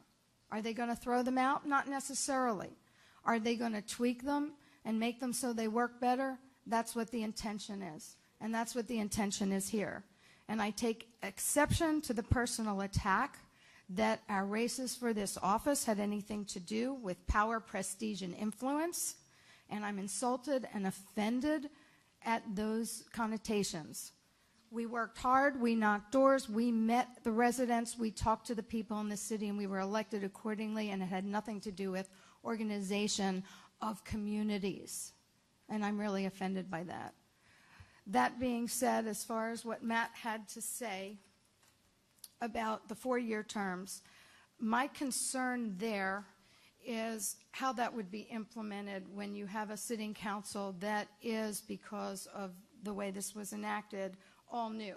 And where do you start the 4-year term, and who stays and who doesn't stay? It makes it a much more difficult situation to enact that at this point than the possibility of three-year terms going forward. As far as making it so people can't run ever again, I don't think that was the original intent. It was inadvertent in the way the language was worded. I think when we have a council member that is young enough to want to come back at a later time, there should be a set period of time that they should run again. Should it be 1 year? Should it be right after? Absolutely not. Should it be a 3-year term or a 4-year term, whatever is decided on by the voters? I think that makes a lot of sense. And I think we need to recognize that Palm Beach County is the beautiful city that it is, and we all live here because we had a city council that made it that way. They were here for a long time. Would I have had the chance to run if term limits didn't come about? Probably not. And is that a good thing that they did come about? Absolutely. New blood is good. But they did a good job at making this the premier place in the county, and I just wanted to say that. Thank you, Rochelle. Carl.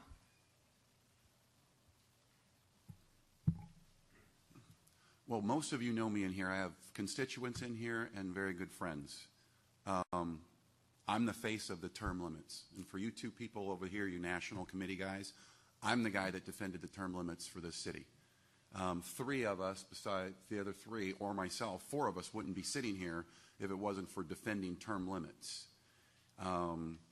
As far as having an agenda for this particular topic, I've learned a lot in a year and a half. And you two, and probably most of you, don't know that, and I've said it before, I've been a public servant for this city since the early 1990s. I did vehicle homicide for this city for 15 years. And I was the Grim Reaper that went to houses. I said, your parents are dead, your daughters are dead, your family's dead. Break into house in the middle of the night to find out next of kin information. So I'm not going to take it personal for the people who have defended term limits, because I get where you're coming from, but I'm a true public servant. I've been a public servant, and I raised my family here my whole adult life. Having said that, I do have additional questions for the Charter Review Committee and probably our attorney. You don't need to do it now. Going to all of these meetings, and I do not go to near many of the meetings as the mayor does. She's probably in 20, 30 meetings a month. Rochelle hits a ton of them, and I know collectively I probably go to a dozen meetings a month. And you listen to the people. And what I learned in a short period of time, that no matter what I do and what I vote on, if I'm out in 3 years or 6 years, I may not even see a parking lot get built within a short period of time.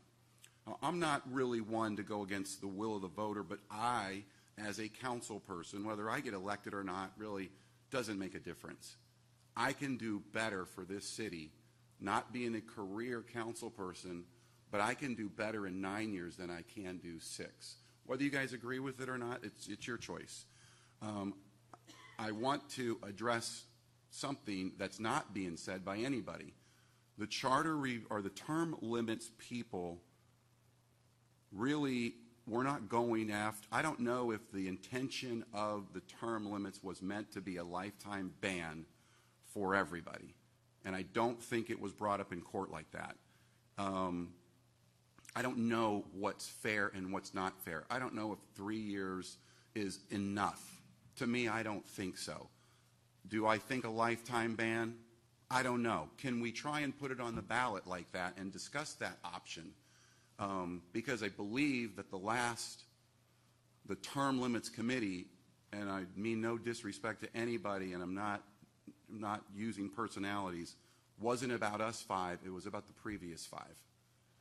So what I've learned, the buzz in the city is we have 90% approval rate. I get slapped on the back when I go into Publix and say, hey, Carl, keep it, I'm in sweating, I got shorts, I'm just out of the gym. Carl, keep up the good work. And I'm trying to. And I want it to be reasonable, something reasonable that we all collectively agree on without it being an uproar with the community. And I've done my diligence on this, and I haven't, and whether you got, this isn't Carl talking, this is me having conversations with the community and learning what I'm going to say here tonight. Not one person that I spoke with did not agree with triple threes, easy enough, but it seemed to me everybody wanted, even myself, Carl, I like what you're doing, but in 9 years, I want you gone. I don't want a 3-year sit out. That's what I'm being told. I want to do what's right for the city. I want to do what's right for the constituents. I want everybody to be flexible on what's best for the city because we're going forward. And what I've learned is now that there's a fresh new council, it seems like the changing of the guard seemed to go a little bit better than what some people thought it was. And I think the people like the business that we're doing. We are considering everybody's options in this, but I want to make sure that we're just trying to do what's best for the city. And I, for one, have zero agenda in this. So I'll still have a lot of questions for you. I'll have questions for the attorney, for Max, because I'm going to be hard on this. And I want to get to the bottom of really what is the fear and the uproar of doing something that's reasonable. Oh, and before I quit, doing my diligence, I called more than a half a dozen cities around the county. Boca's one of them. Not one of them have a ban after they can continue to run. They have 2-3 terms. Boca is different. You can run for 2-3 terms, but then you can turn around and run for mayor for a completely separate another 6 years. So they're 12. And none of them have a ban or a lifetime ban or a 3-year sit out. I don't really care. I'm just putting it out there. That's all I got to say because I'm a little emotional about it. But I guess it's your turn, Mark. Thank you, Carl. Mark. Well, guys, the honeymoon's over. How do you feel? Tough decisions coming up. I do have a couple of questions, if I may, Max, for you. Timeline to get from this meeting to the next meeting to getting the language to put in front of the voters, having an opportunity to vote on the language, then given to the supervisor's office. Can you just review that for us, please?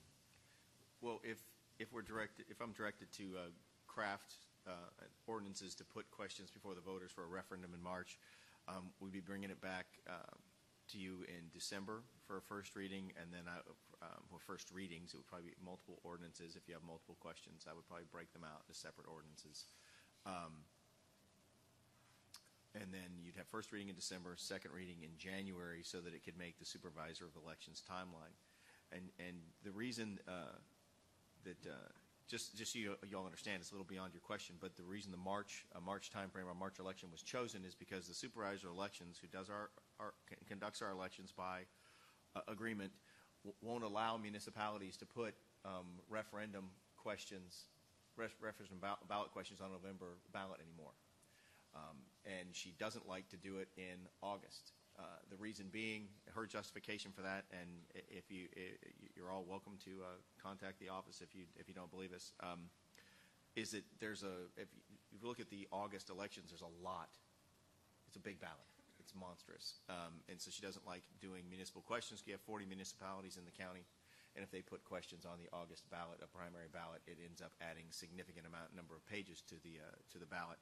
And that's the similar reason that she doesn't want or won't accept ballot questions from municipalities in November, is because, again, it's a national election or it's a statewide election in off years, and it's a very lengthy ballot, and it's the only time when the county and the state can get their questions on the ballot. And has said to us on numerous occasions the reason that she forces us to march for these questions is because that's when you have the uniform municipal elections in the county is in March. The vast majority of the cities have them in March. I know it's a little beyond your question, but I just want to get it there because the people had said something about November, and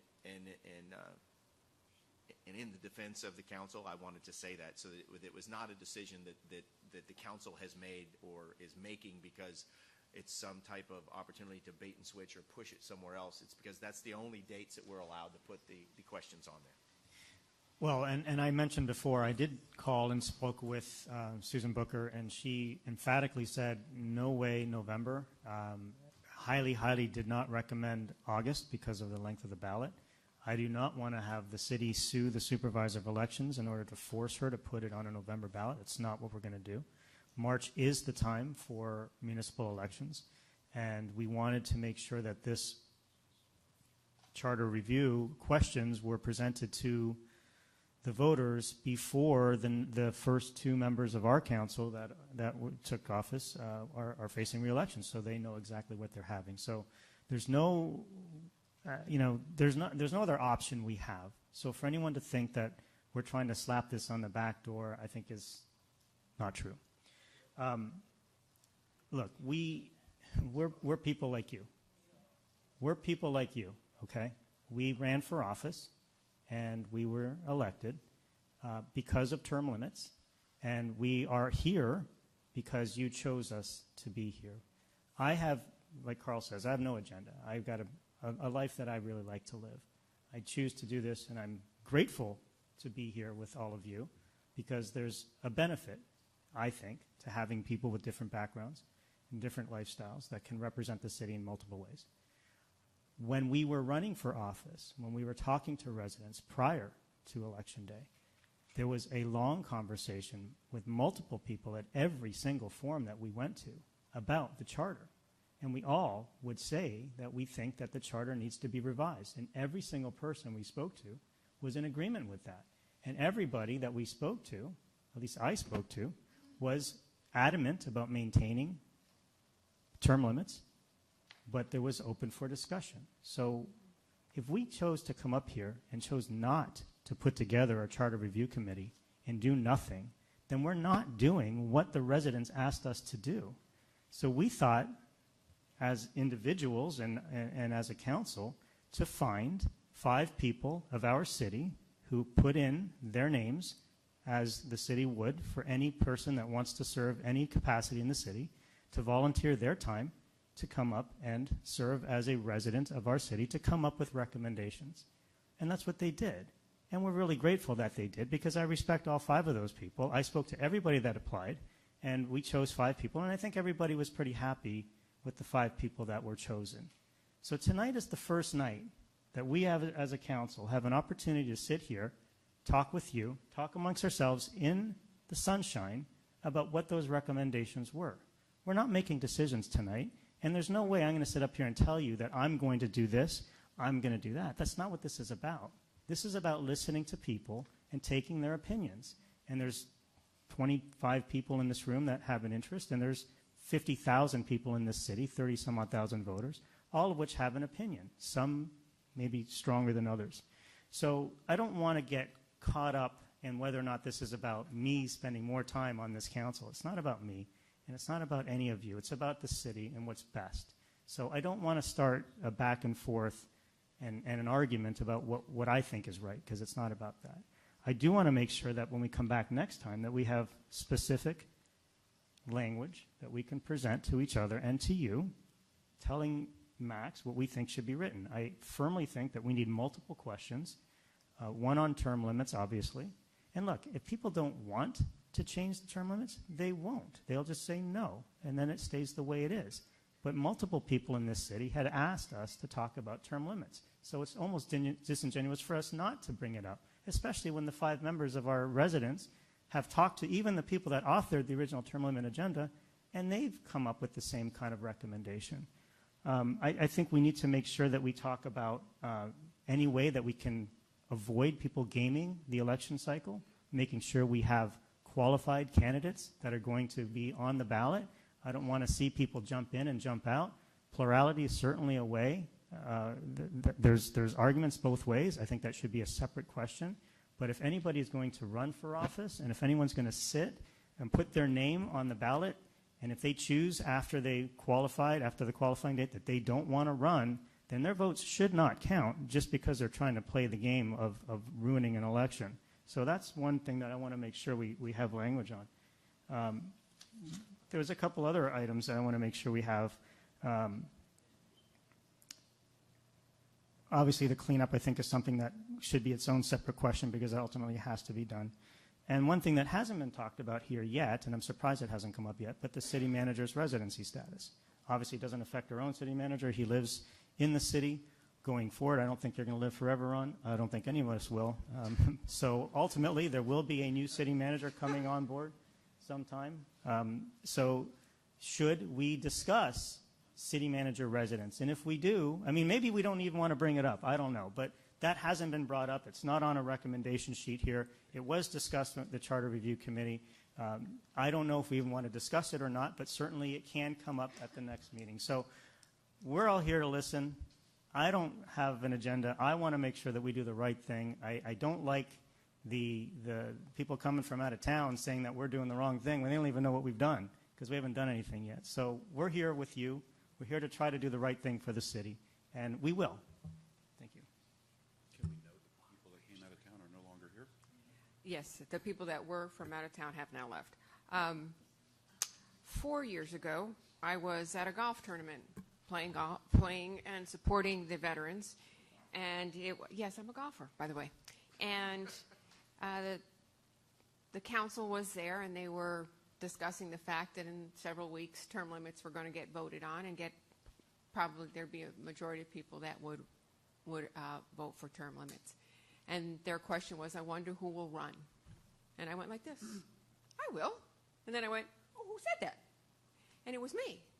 And they talked to me and said, Maria, you've done so much in the community for so many other organizations. You've been on tons of boards and councils. You know a lot of people in the city. You would be good for council. And so I threw my hat into the ring. And as it turned out, I ran unopposed. So I did not have to worry about whether it was a plurality or a majority. I was lucky. And I have been, I listened to a lot of people that said I voted for term limits, but I'm sorry, I voted for the length of time of the term limits. Being someone that sits on the Treasure Coast Regional Planning Council Board, the Metropolitan Planning Organization Board, the sustainable, I'm on a lot of boards for the city. And what I see in these meetings and what I listen to, and I know you're all frowning at me, you need to hear this.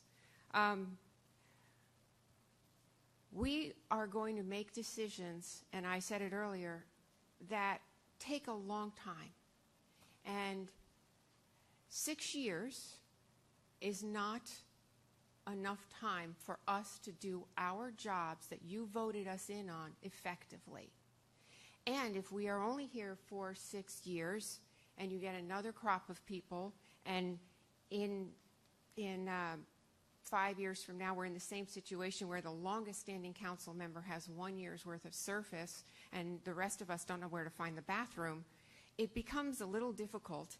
And our staff, who are exemplary, who are a family who, you heard me say this, during the hurricane, our department heads were here. They left their families someplace else, and they were here making sure that this city was running well and that all your needs were listened to. And our trucks that picked up the 67,000 cubic yards of debris were actually ready to go before the hurricane was over. But the only reason that was happening was because we have a staff that is second to none. You guys are leaders. And it takes time for all of us to become one with the staff. And they're in their positions because they are experts in what they do. And they are there for 17 years. Patty, how long have you been here? 18. 18 years. Alan? 17 years. Natalie? Okay. What I hear when I go to all of these meetings where I am on the board and I have to make decisions for our city is you have a model city. But what is wrong with your term limits? Now, I am only passing on to you what I hear out in the public. And I am at, and Carl is not lying, 20 to 30 meetings a month representing our city, making sure that our city is safe. It has the businesses that we need to sustain our city so that our taxes don't go up. I don't want to be here 20 years. I'm going to say this out loud. I'm 58 years old. Oh my God. And I do not. Was that on record? It was on record. You can listen to the tape. In 10 years from now, this is not where I want to be, but I want to make sure that when I'm not here in 10 years, it's the same city that we all know and love. Now, I realize that with the advent of term limits, I was one of the lucky ones. Joe Russo was term limited out, and just so happened it was his seat that I ran for and ended up winning unopposed. I feel that if it's only 6 years, there are not a lot of people that want to get up here and do this and give the amount of time for no return other than knowing our residents are being looked after as well as they possibly could be. I said, I don't want to be here longer. I mean, 9 years, I think, is a fair term. If we go for a ban that says don't come back, so be it. If we make it so that you have to wait an entire election cycle, chances are an old council member who really hasn't, been on council or been obvious. I know you're not running again, so, we won't be in the position where we would probably win, because unless the incumbent is doing a really horrible job, they're going to get voted in again for their term. Now, we were asked to do a charter review. That's what we did. We put together a charter review committee. People submitted their names to be on the charter review committee. I have heard from many people, more than what are sitting in this room, that yes, we want term limits, but 6 years is not enough. And I hope that what I've said makes sense to you about, and I've known all of you for a very long time, and I have always taken your words into account. I know for a fact that 6 years and then a turnover every 5 years is not healthy for this city. And with 3 3-year terms, if someone is not doing a good job, they're gone. And then we get staggered a little more.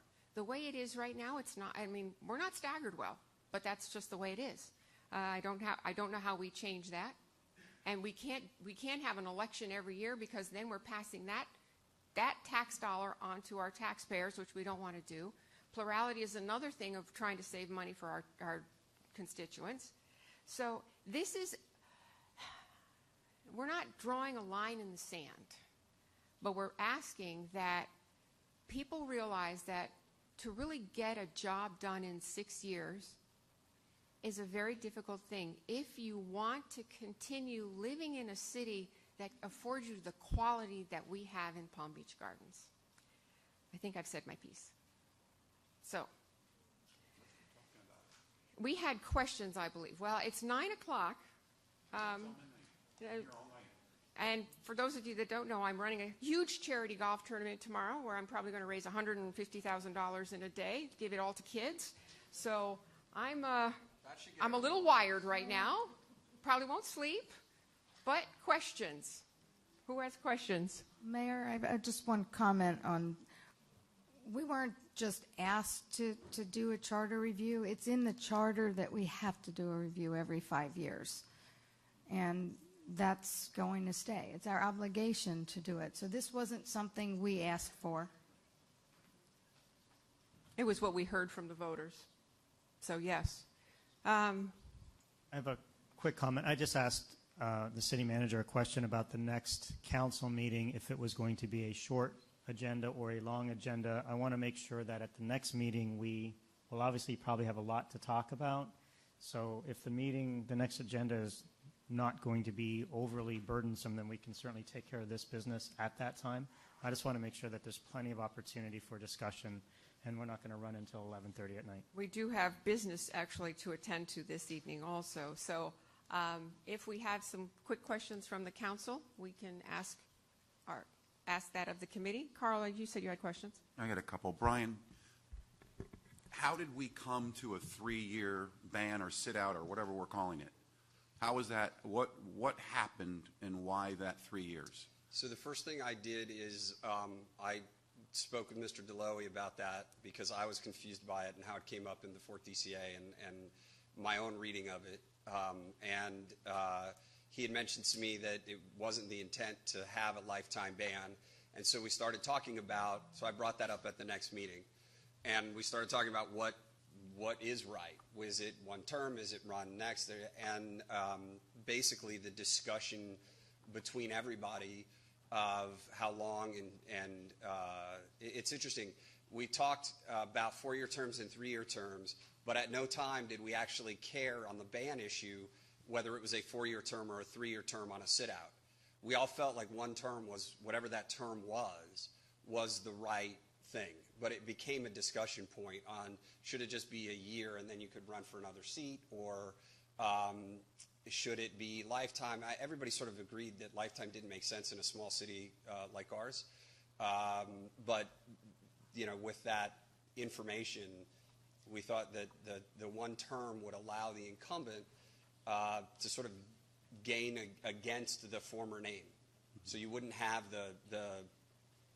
someone whose name still remained as, hey, that guy's my councilman, or that woman is my councilwoman. After 1 year, that might still be there. After a full term, we didn't think it would be. And I lived the court proceedings, and I know, and it's under the understanding that the 4th DCA is interpreting the term limits to be a lifetime ban. That's my understanding. And was there a discussion between the community and the term limits people about, are we going to do a lifetime or not, or was it a discussion? So I can't speak for every member of the committee on who they spoke with. Meg is here, obviously, if she had someone she spoke with. I offered to speak with anybody. We did offer for public comment. The only person I spoke with directly, as I said, was Mr. DeLoey, who was very gracious with his time. And that's where I got the idea that it wasn't intended that way in the first place anyway, and that we should at least fix the language to make it clear that that wasn't what it was intended to be.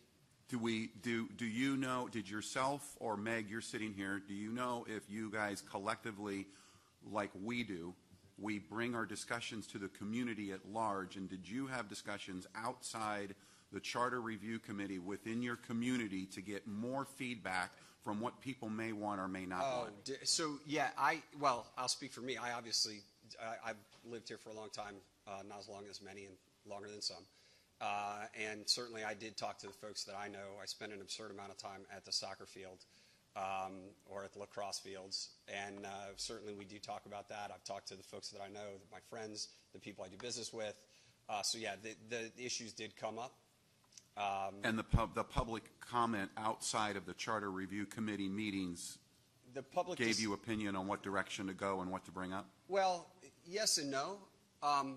We brought up in the issue of brought up, every single provision of that charter was brought up. We literally went through, starting at the top. Well, we couldn't change the legal description. We weren't going to kick anybody out of the city. And we started at the top, basically, and went down till the very end and talked about each and every provision of the charter. There wasn't a single provision that didn't get discussed. Now, some of it was looking at it and going, okay, that's pretty straightforward. We don't need to spend much time on that, that sort of stuff. But in the discussions, there wasn't meetings outside. It was individual discussions that I would have had, and that certainly informs my opinion of where I thought the community was. Okay. And Meg, I don't know if you want to answer the question for you, and the other three, unfortunately, aren't here. Although I suspect, particularly Craig did mention a few times during the course of the meetings, I think, some folks that he spoke with, but I don't know the detail. I only have one more question. Did anybody take into consideration that even hypothetically, if 3 threes pass, that every 9 years there's going to be an exact council like us, or am I not doing the math right?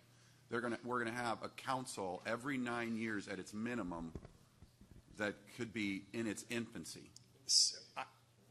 Yes. You're making an assumption that we're all going to run again. We're all going to win multiple elections. Well, I've got a year and a half left. That's all I'm worried about. Actually, that was part of the discussion that we had. We spent time talking the staggering of the terms, and it did actually came out at the very last meeting. To Matt's point, there were. Actually, I don't think I was the tiebreaker. I think I was on the 3 threes with Steve, and then Ian and Craig, and then Meg was sort of the I don't know yet. Although she, I think, started out with the 4 fours maybe. But we had a valuable discussion. It was, by the way, it was a unanimous vote at the end of the day. While we did have discussion, none of us were hard and fast in any way on the 3-3 or the 2-4. We all felt like to your point that were made, that more time was needed, but it wasn't like that.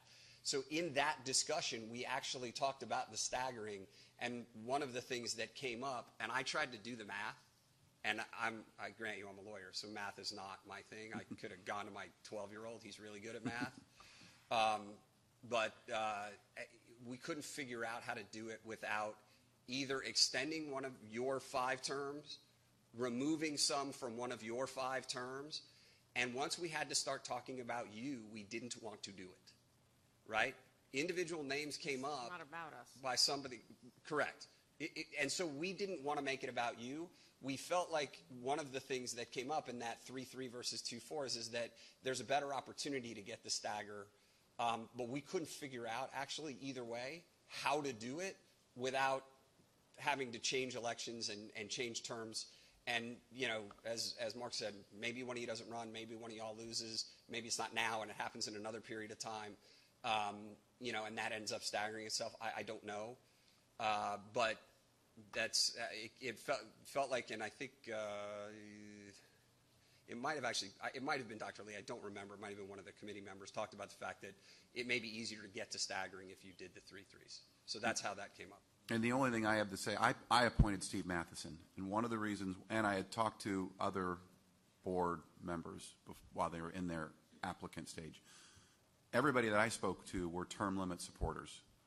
One of the reasons why I appointed Steve Matheson is because I felt he had a voice in his community. He lives in Ballin Isles. So not only did I feel he has a voice within his community for outward discussion on the matter, he also has a voice along the business and the PGA corridor area, and it exposes him all up and down, so residential and business. That's one of the reasons why I wanted to appoint someone who had an opinion on term limits and also had a voice for larger than just, so it'd make it easier for us to get a global picture on what the community wants besides my own personal conversations around. So that's all I have to say. Thank you. Yes, sir. Does anyone have any more questions for Brian or Meg? And the reason I ask that is because I want to actually ask Max what our procedure should be, because I don't think we can actually bring this back up for discussion in November, have enough time to direct him to prepare verbiage for the December meeting, because it has to be, I don't think 2 weeks is enough time, because then it has to be, we have to have the agenda done and all of the supporting documentation at least a week before the meeting. So, Max, please guide me with timing. Well, the reason that I'd suggested that we bring it back, if it's your decision to put charter amendments referendum on the ballots, to be at December 1st for first reading and January for second reading, because it makes sure that we make the supervisor elections timeline to turn in the ballot language to her in January to make sure that it's on the ballot, and to give me the necessary time to draft the language to make sure that it's constitutionally sufficient. I have to draft proposed language to present to you, to revise the language. What the Charter Review Committee presented were suggested revisions in concept, but as Mr. Seymour, I'm sure, will tell you, that this language, the way they've done this, is in no way a presentation of necessarily legally sufficient language. And so I'd have to craft language. I have to craft a ballot language and a ballot summary and put it in ordinance format. And it would be my suggestion to you to have it in whatever number of questions you have, to have it be separate ordinances and separate questions, so that each question stands or falls on its own, so that if you put questions before the voters, that the voters have the opportunity to approve a question or deny a question, and then that does add some additional challenge, because then I have to make sure that they're not mutually exclusive, so that if one survives or one fails, that it doesn't present any inconsistencies. And legitimately, I need a little bit of time to do that. So basically what you're saying then is that if we decide to go forward with the recommendations, we need to direct you tonight to do that. Yes, ma'am. That would be my preference. Okay. So does anyone have any more questions? I have a comment. Comment? I can count to 5, and I'm not very good at math either as an attorney, but I guess I would ask that we would consider, there's a lot of talk about staggering the elections because of the fact that we don't want to have happen, as Councilmember Woods discussed, an inexperienced council at the end of 9 years. You have to balance that with the cost of staggering, which is staggering. I gave you that one. So that's why I think that the two fours, to the extent there's 4 votes, what I would ask is that we would strongly consider the 2-4, because then you obviate that problem. You have people who have at least 2 years of experience, and we should build. And now you'd pick up a year. No, because the way it would still be 1 year, then 1 year. Okay, then fine. Then you implement it at the next time. That's how you. Whether it's 4 years or 3 years, it's still going to be. Yeah. Why couldn't? What would happen if you added just a year to your term? To whose term? Everybody's term. Then we're on the same cycle. No, we're not.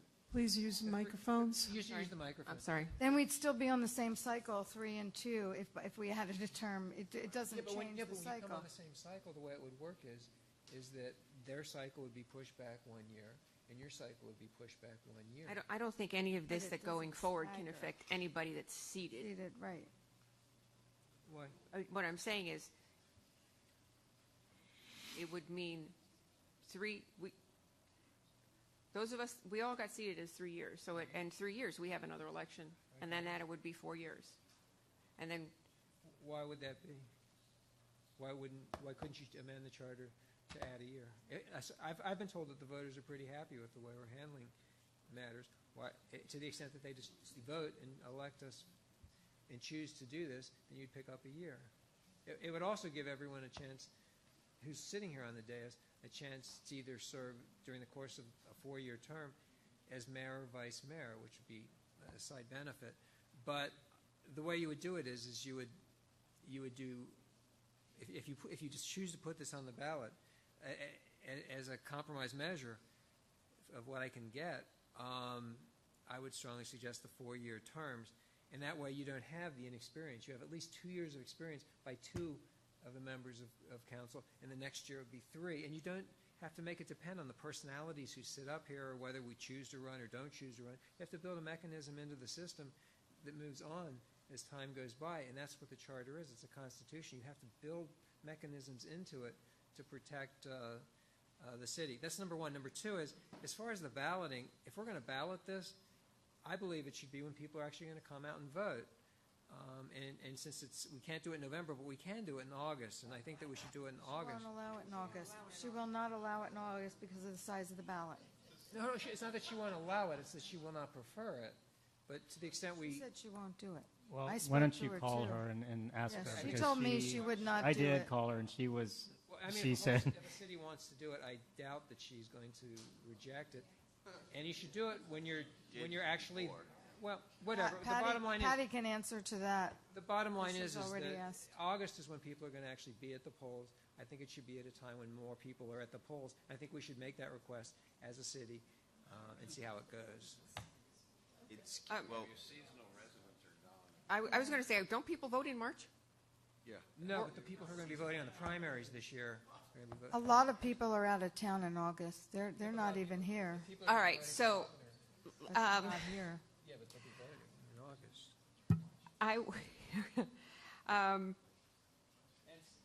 And Senator.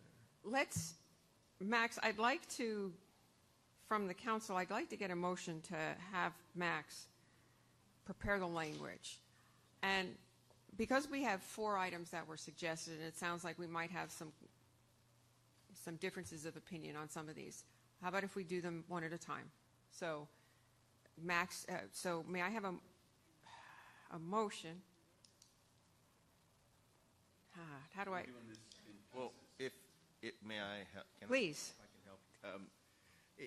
I'm not a lawyer. I don't play one on TV. Assuming, from listening to what you all have said tonight and from what the Charter Review Committee has presented, and I'll just phrase this and then you can tell me whether you guys agree with it or not, and then you could make a motion. Is it if you direct me to revise and reorganize the charter pursuant to their recommendations, the cleanup, as Mr. Seymour talked about, it's really the revisions. It's the cleanup language, and then you could consider making a motion, a separate motion, if it's your desire or to accept their recommendation to have me draft language to implement 3 3-year term limits or some type of term limit revision, if that's your intention. And then the 3-year sit out or not, I would recommend making that a separate question if that is something you're considering. And then if you're considering the plurality, I would recommend making that a separate question. And the reason I make that suggestion is that the cleanup and the reorganization of the charter is very important, and there's a lot of language issues in the charter, and it's what we attempted to do 5 years ago, and it would be nice to see that be a separate question so that maybe that survives on its own and we could actually have a legally sufficient charter, whether these other issues are polarizing or not, because right now we've survived with it, and people say, what's the big deal? Well, the big deal is it makes us look stupid. We have a charter that was very poorly drafted. It doesn't function as a proper constitution, and we survive in spite of it rather than because of it. It makes a poor framework for our ordinances and our legislation, and it makes us look petty. That revision, those are not items that are polarizing. Those are basic legal sufficiency items, and then actually allowing me to put it in a format so that it actually, I don't know, mirrors a constitution, because right now it doesn't. It looks like a Bush League charter that was written in 1976, because that's what it is. And so if we did that question separately, then the other 3 questions, if you're inclined to do so, those could be evaluated by the voters separately as well. Okay, so, but for this evening, for directions, so then what I'd like to do is take them one by one, okay? Can I just make a comment? And there's a lot going on up here, right? There's a lot of talk. I'm hearing Matt's stuff. I'm hearing Carl's suggestions and Rochelle's, and of course the mayor. do we want to maybe table some of this discussion for another night where we can go home and digest it and then come back and come together? Is that something that's even feasible or reasonable or not? I mean, I'm happy to do whatever you want. I know we have a lot of work to do on this agenda. I don't want to rush this. Don't we get to talk about, though, each ordinance after Max drafts the language and get to Well, talk right, about but don't we the whole want the thing language to again? be as succinct as we can? I would Well, you're gonna, okay. Just He's got to write the language either way, legally. Max needs the time to write the language, whatever you're going to do. The longer you delay the process that he just spelled out for you, the more in jeopardy you will find yourself in not completing the task in time to get it on the ballot for March, if that's your intention.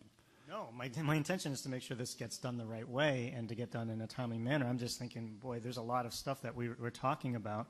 Is there another opportunity to even discuss this on its own merits without having other business to handle so that we can make sure that we're giving Max the proper direction without us just trying to rush Well, something? you do get a chance to discuss it at the first reading and the second reading. So you have two more opportunities to discuss it and change it if you don't like what is being proposed. That's what I was. My only concern is the timeline. No, I'm not concerned with what's in it. I'm on the administrative side. I got to make sure we make the timeline if that is your intention. But you get a read at the first ordinance, you get a read on that one, and you get another read, and they're both ordinances, so they're open to public hearings. Right, and and again, I'm kind of the same way, except for obviously the first one. I have passion about trying to get this thing legally sufficient, irrespective of the more polarizing issues. Those aren't my concern particularly. What I'm concerned about is, like I said, trying to have time to craft that language and put that together. And then if you did take three other items, if the council accepted my suggestion, if that's your intention. The issue there is that to give me enough direction so I know where you want me to go to draft the language so that it's for your consideration. So because if it was your intention to do 2 4-year terms instead of 3 and not take the Charter Review Committee's suggestion, that's not going to be an easy lift. I have to try and come up with some way to stagger the terms or create that language that works. And I will tell you that complicates things significantly. It complicates the question, it complicates the ballot summary, and it complicates the actual language that goes into the charter, because it just does. It makes it very, very complicated, as opposed to trying to have a simple, succinct options for the voters so that they can understand what's being put before them, because it's important that the question, it's not just a conjecture or opinion. The question must be constitutionally sufficient. So the summary has to match the ballot language, and the ballot language has to match the language that goes in the charter. Charter revisions sometimes get through and make it passed when the ballot language and the language in the goes in the charter don't match, and the only reason they survive is because they were fortunate enough not to get challenged. And the last thing we want to do is have language put before the voters, have a vote, and go through the time and expense, and then have the language challenged for an avoidable reason. So your legal opinion is to move forward with 3-3? What's I believe that it's your easier. suggestion to go that direction. If that's, I'm not suggesting that you change term limits at all. I'm saying that if you choose to do it, that's my suggestion, because it's cleaner and it's simpler. And I understand Mr. Lane's, Commissioner or Councilmember Lane's opinion, and I'm not trying to argue with him either. It's just that it does make it simpler, given our limited time frame, to come up with the language. So, Madam Mayor, to move this along, I'm just going to motion to direct Max on A to revise and reorganize the charter to correct the inconsistency, conflicts, and legal insufficient provision that currently exists. Can we move on with that? I second. All those in favor? Aye. Aye. Any other discussion on B? Because I'm willing to motion that as well.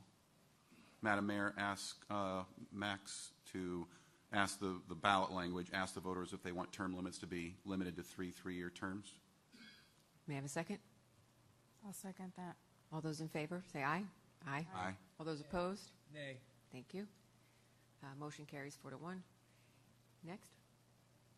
Carl, you want to continue? I might have a further question on this. I may have another question on this for either the attorney or Brian, because you're the spokesperson. My feel with the count with not only these people in this room, the people people that I've spoke with, they want some sort of, they're good with all of us being 3-3, but then they want us gone. So I'm going to speak frank about it. Carl, we love you. You're doing a good job. I want you out of here in 9 years. I don't want you to come back. Whether the reality is it might be slim pickings, that's not what I'm hearing. But my question to you, Brian, is your decision on this charter, is this are you basing this charter off of it going forward with the existing council of 2018 vote, or is this retro to Palm Beach Gardens inception? Does this, in your opinion, is this effective as of 2018 going forward, or does it affect everybody?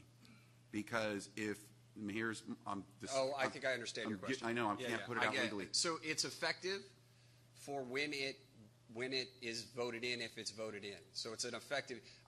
There is no proposal from the Charter Review Committee about retroactivity.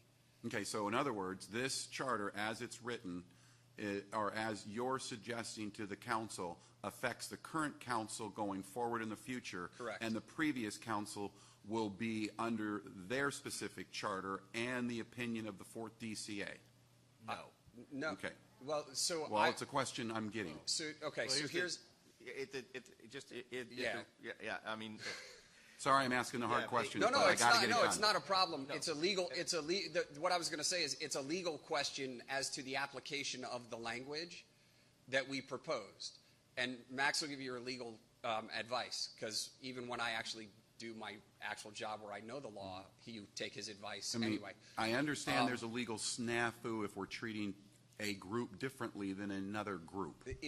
We did not make a distinction anyway. Then Max, I want your opinion on it then. So our position, just so it's clear, our position was that as of, if it passes, as of that date, that would be the law. So I don't know that it actually would have any effect one way or the other, to be frank, because But as far as these people and a lot of people, no, I know that. They want the effect of I understand that. securing I mean, we future. had a request, for instance, for an age limit, which that's one of the things that became illegal. So that we didn't get into the people, we got into the concept, and that was the point that we were trying to make. If you can do that, that's the question for I'd Max. like to make a comment on that, because it's something I've been thinking about, and whether or not this applies to this council, previous councils, people that have served in the council 10 years ago. Why not put like a number of years limit? So if, for example, there's 2 3-year terms and 6 years maximum at any particular time, run again after sitting out a term, you can run a total of 12. Or if it's 3 3s, you can run and you can serve for a maximum of 18. So that way you're limiting the maximum number of years that people can serve, so you're trying to avoid some folks, and I'm sorry, Eric, this isn't about you personally, but for people that have served for 25 years, if that seems to be a contention, you're avoiding that particular. I mean, and I'm not trying to put it on that person, but there's got to be a limit on how much time people can run. So this may be an option to just limit that did the not come maximum before years. the committee, so I don't want to opine on it. But No, of course, but that's a thought. Just Well, continuing on the discussion, basically, if you have to sit out an entire term, which is 3 years, in effect, you are putting in term limits and nobody comes back. So, I mean, if we want to make it 3 3-year terms and you can't run again, that's a different discussion. We didn't have that discussion. No, we didn't. Sorry. That's okay. That's why I'm bringing it up. I would hate to see that decision be made on a personal basis or personality basis based on feelings about a previous council. That would have to be made completely without considering the likes and dislikes on a previous council, which I think could cloud not necessarily our judgment. Well, the discussions that influence I've been the having discussion. has been somewhat of the previous council, but it also is the future as well, where we get our 3 3s, triple 3s, and we're done, just as it would be retro for anybody behind us. So I'm just telling you what I'm hearing, so I don't get caught up on not bringing something to the table which is a concern of the community. So, I'm 'cause not, I don't I'm care. not hearing that, though. Okay. If I might, Madam Mayor, I think I might help short circuit part of the conversation, and I think Mr. Seymour has his answer. He's just being polite and not giving it. The short answer is no. You cannot legally adopt a provision that specifically discriminates against one group of people as opposed to everyone. The term limits are legal because they apply even-handedly. If you enact term limits and you apply them retroactively, that is also legal because you're applying it to that group and then it applies to the group going forward. Everybody's being treated the same. One could even argue that the people that were in office when the term limits were enacted were being treated better because they had longer term and they weren't under term limits. But going forward, everybody's treated the same. So you can't say, okay, we can enact a term limit and we can enact you can now you can sit out for 3 years and run, but everybody else that was elected before can't do that. That's not legal. It violates the Equal Protection Clause. You have to treat people that are similarly situated the same. And it's important to note that the lifetime ban that was, and Mr. Seymour alluded to it, and you can read the 4th District Court of Appeals opinion, they interpreted our term limits as they ended up in the charter and made them a lifetime ban. Neither one of the term limits provision questions that were on the ballot made it a lifetime ban. It didn't contemplate a lifetime ban. That question was not put before the voters. And again, I don't care what you do. I'm not an elected official. I just want to make sure that it's accurate and true because I sat here tonight and I've had to listen to the same arguments that I already went through once a long time ago, and Mr. Doley had to listen to them too.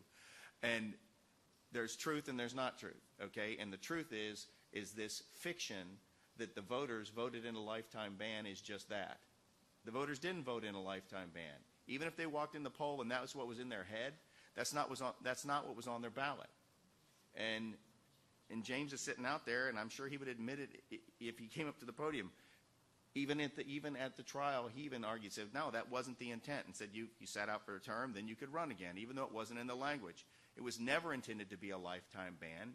The 4th District Court of Appeal interpreted it that way. They pluralized the contraction A, which everywhere outside the 4th District Court of Appeal is singular, and they made it a lifetime ban. That's the bottom line. That's how that ended up being the way that it is. A court determined that this charter amendment was going to be a lifetime ban, not the voters of the city of Palm Beach Gardens. That's the most valid reason, if you need one, for putting that particular question before them, even if you left the term limit number the same. It's because that wasn't a decision that the voters got to make. They never got to make that decision. The court made that decision for them. And that's just the facts. That's the truth of the matter. Now, how you want to do this going forward is certainly up to you, and then it would be up to the voters to vote up or vote down those questions. It's that simple. It's really just the challenge for you is to determine what questions you want to put before them, if any. Thank you. All right, so we are back to C, which is ask the voters if a former council member should be required to be out of office for one full term prior to being eligible to hold office again. Let me ask Mark. Mark, in terms of your proposal, what were you proposing? Well, just have a maximum number of terms or maximum number of years. Because, for example, What would that be? Well, it would. I guess it would. I don't know. 12 years, 15. I don't know. I'm bringing it, and it's fine. We don't have to do. Let me just remove all of that conversation because it's really leading towards specifics that I don't think should be a part of the conversation.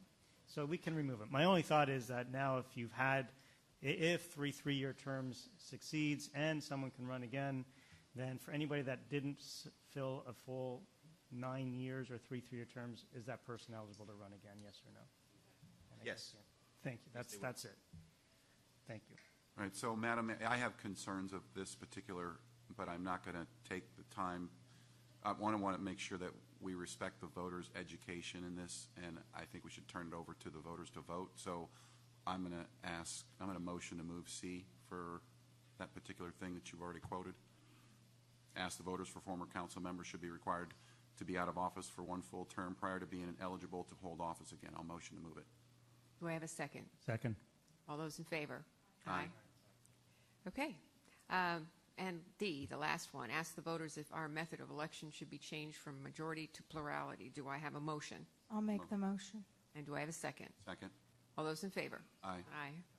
Thank you. This has been a long journey tonight. I appreciate everybody who came up and commented, and we value your opinion. We truly do, even though it may not seem like it.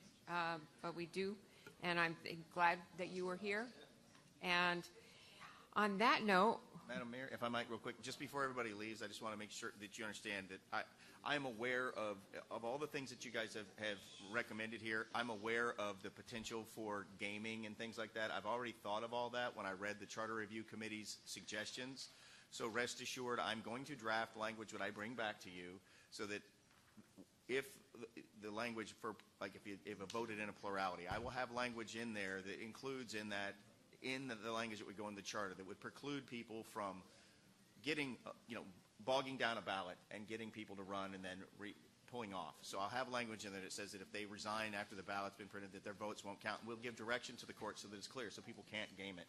And I will address language in there so that it makes it clear what portion of your term you serve, just like the language in the 22nd Amendment of our Constitution. So it makes it clear if you serve half or more than half of the term, that counts as a term towards your ballot, so that it's clear what counts as for your term, so that we don't have any of these issues rise again. I just wanted to get that out there for the public that's here, so you know what's going to be drafted. It's not just going to be some shot in the dark, I hope this works. That's like we want to draft something that is clear and concise and that people know what it means. thank you, Max. Okay, does anybody need a 5-minute break? Sure. Okay, thank you. So I would give everybody 5 minutes. Okay, well, we have a quorum. Right now we have a quorum. Now, let me remember where we are on the agenda. Tonight, okay, I got it right here. Tonight we are holding quasi-judicial hearings on the following case. Resolution 71, 2017, miscellaneous amendment for Berwick Community Residential Entry Signs. This means that the City Council is required by law to base its decisions on the evidence contained in the record of the proceeding, which consists of the testimony at the hearing, the materials which are in the official city file on this application, and any documents presented during this hearing. The Council is also required by law to allow cross-examination of any witnesses who testify tonight. Cross-examination may occur after the staff, the applicant, and other participants have made their presentations and will be permitted in the order of the witness's appearance. It is necessary that anyone who testifies at the hearing remain until the conclusion of the hearing in order to be able to respond to any questions. If you plan to testify this evening or wish to offer written comments, please fill out a card and give it to the City Clerk. The City Clerk will now swear in all persons who intend to offer testimony this evening on any of these cases. Do you solemnly swear to tell the truth, the whole truth, and nothing but the truth, so help you God? Thank you. One down.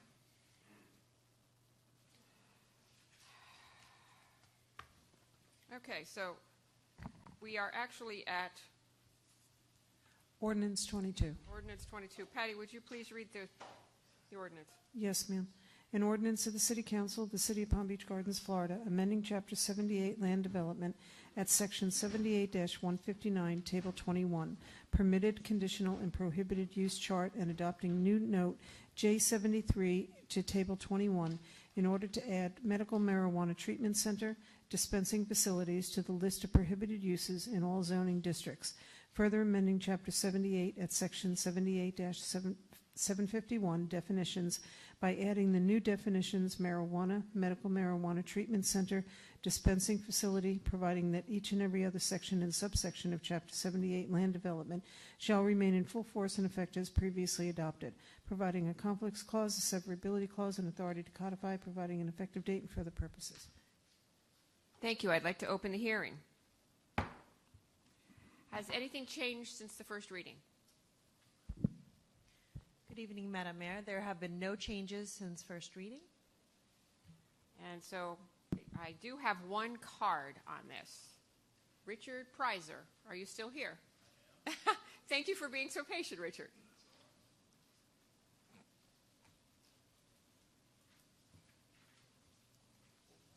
Thank you. My name is Richard Prizer. I live at 4233 Magnolia Court. I've been a resident of the city since 1981, so I've seen a lot of changes, mostly for the good. My comments here relate to the ability to open up medical marijuana dispensaries in the city. The voters spoke. 70% were in favor of medical marijuana. the state legislature spoke, the governor spoke, and so now it's up to the city to determine what they're going to do about it. And I'm hard-pressed to understand how you're not preventing anything by not allowing medical marijuana dispensaries. All you're doing is making it much more difficult for patients that need it to get it.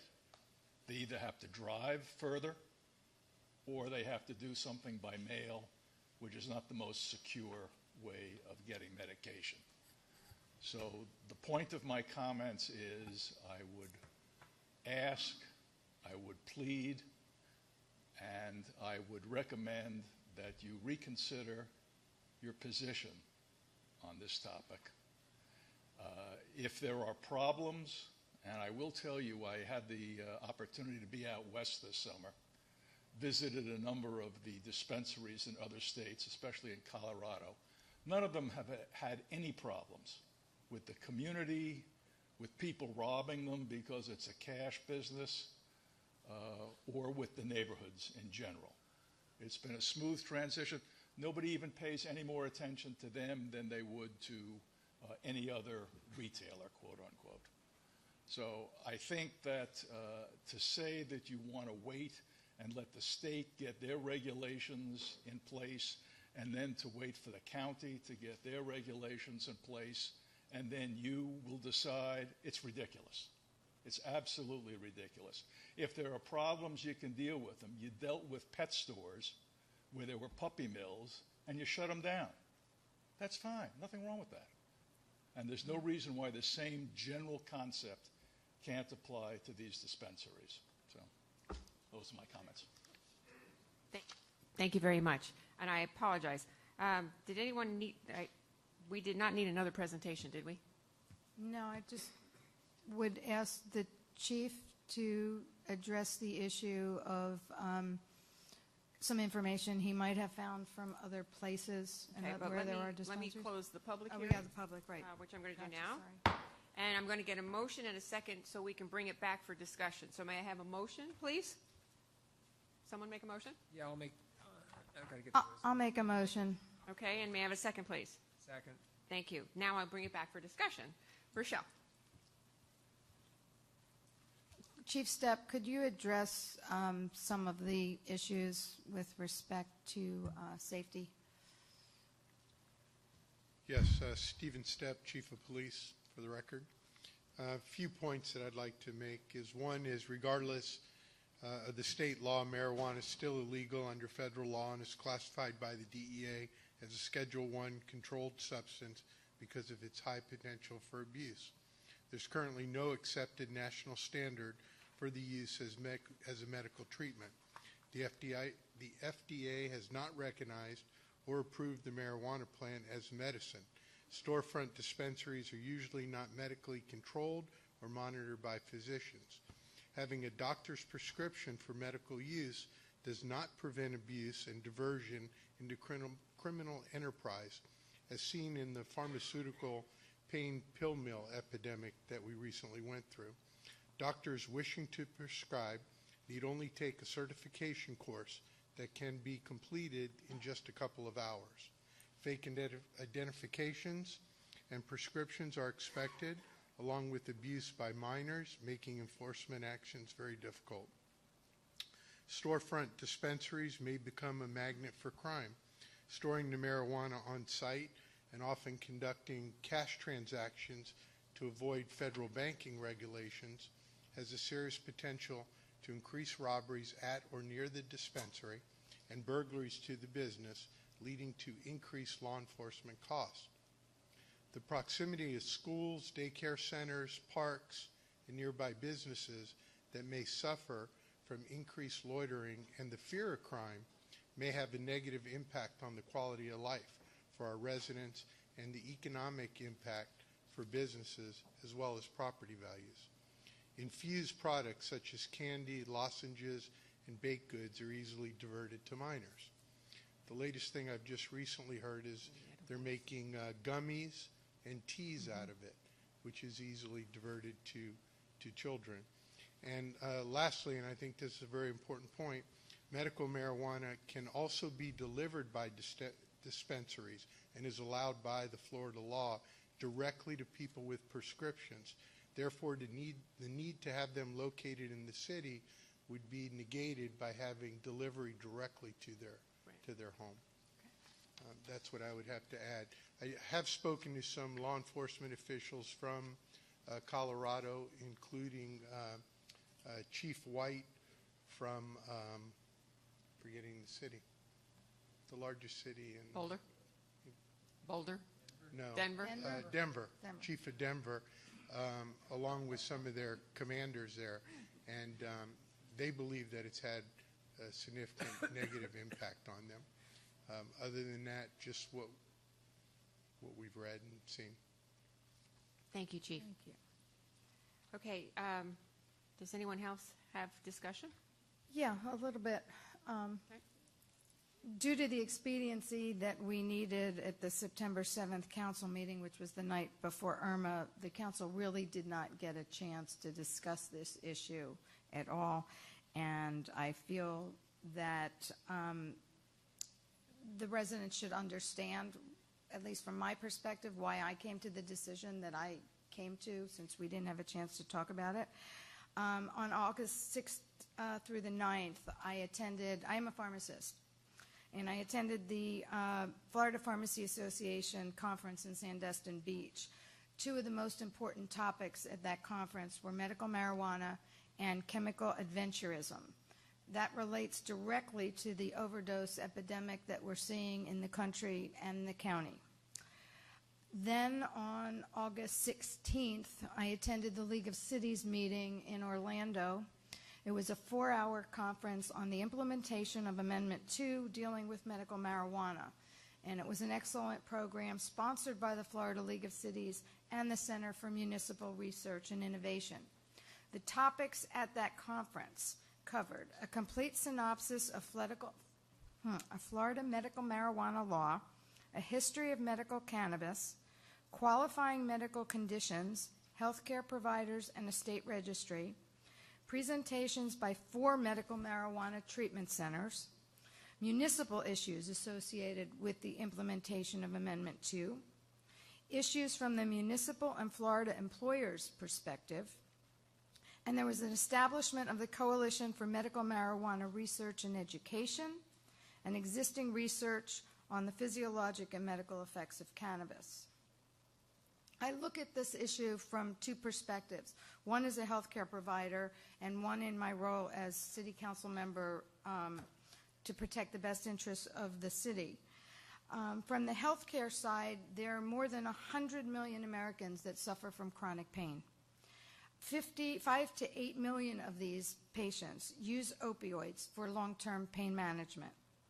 There is good anecdotal evidence that points to a great potential for relief of pain by cannabis and a resultant decrease in opioid use and a decrease in the potential for addiction. But potential is not the same thing as actual. And in medical practice, for every other compound that is used as a medicine, there's a scientific process for getting it approved. There are double-blind studies, there are trials, so that when it comes to the market, we know the dosages, we know the strengths, we know the conditions that it can treat, and the best ways to tackle that.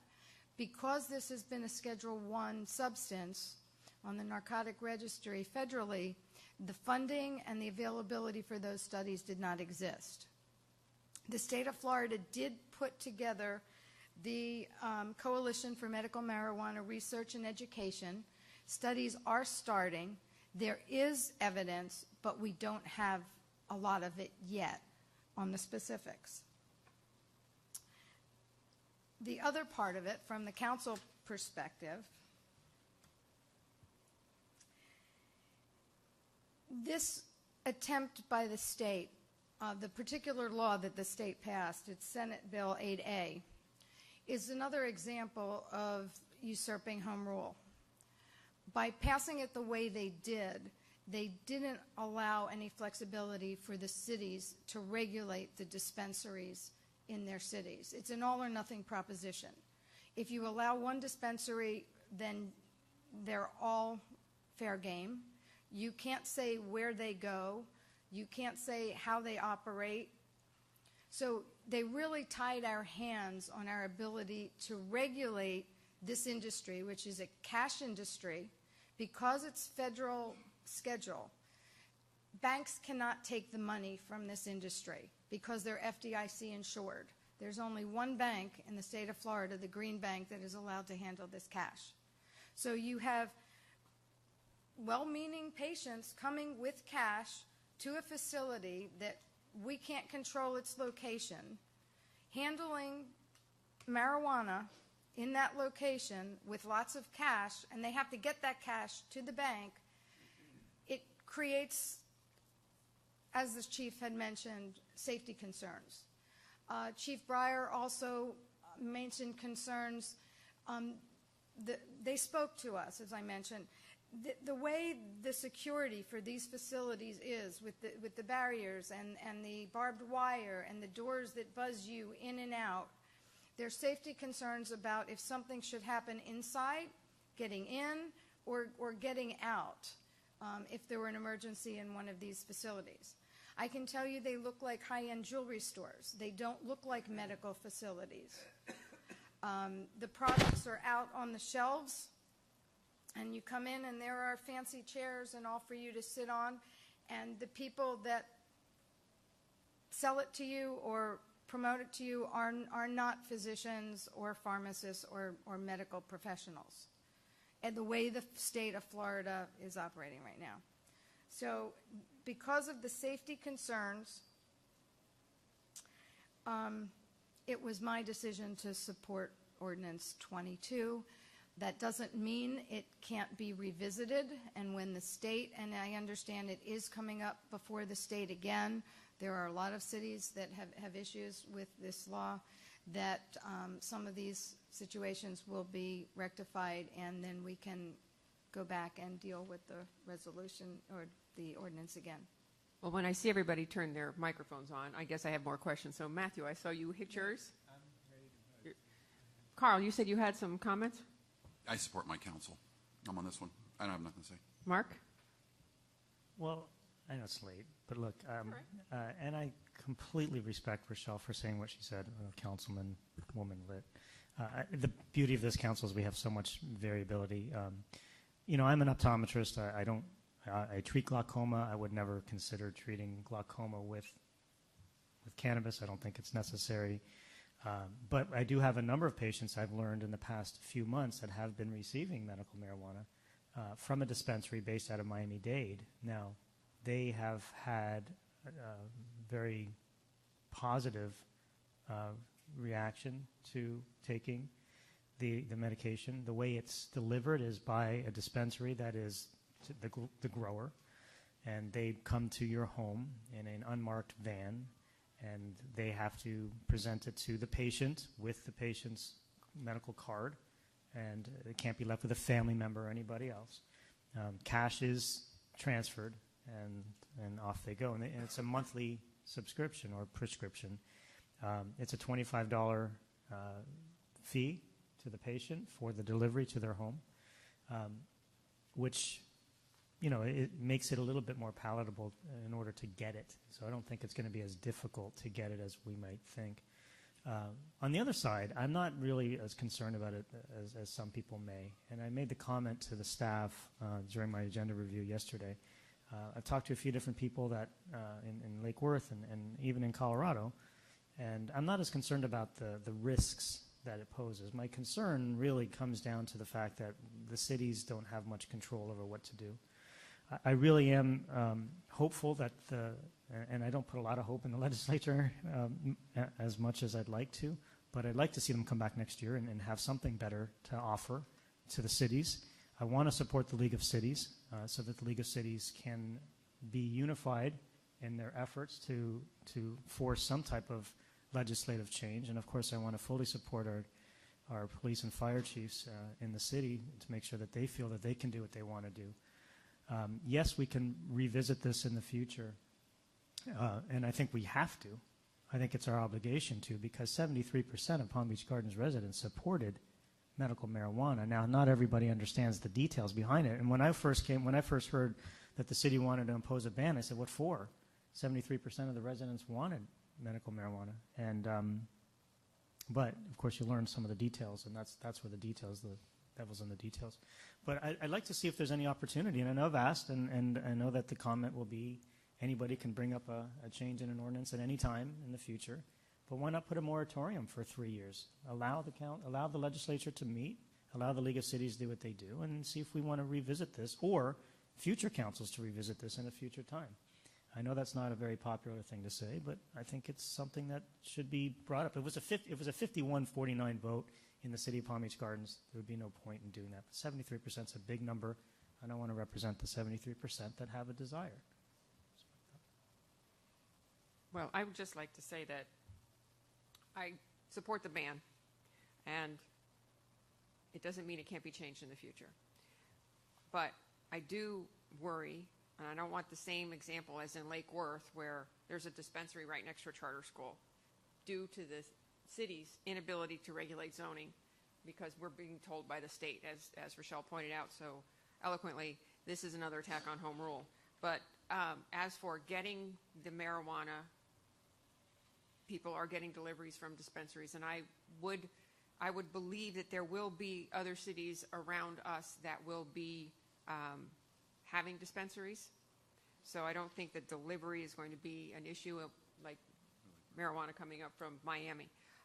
So I think of cities like maybe Lake Park or something where this is probably going to pass. So I would like to see the ban. This is our second reading on it, so I would actually like to now ask for a motion from the council. I'll make that motion. You actually have a motion in a second. You already do have a motion. We already had a motion in a second? You do, but I can. I apologize. Yes, ma'am. Yeah, we're ready to vote. Okay. All those in favor? Aye. Aye. Motion passes. Sorry. I'm a little... Thank you. All right. Next, we are on the second reading of the wireless facility. Patty, would you read the title, please?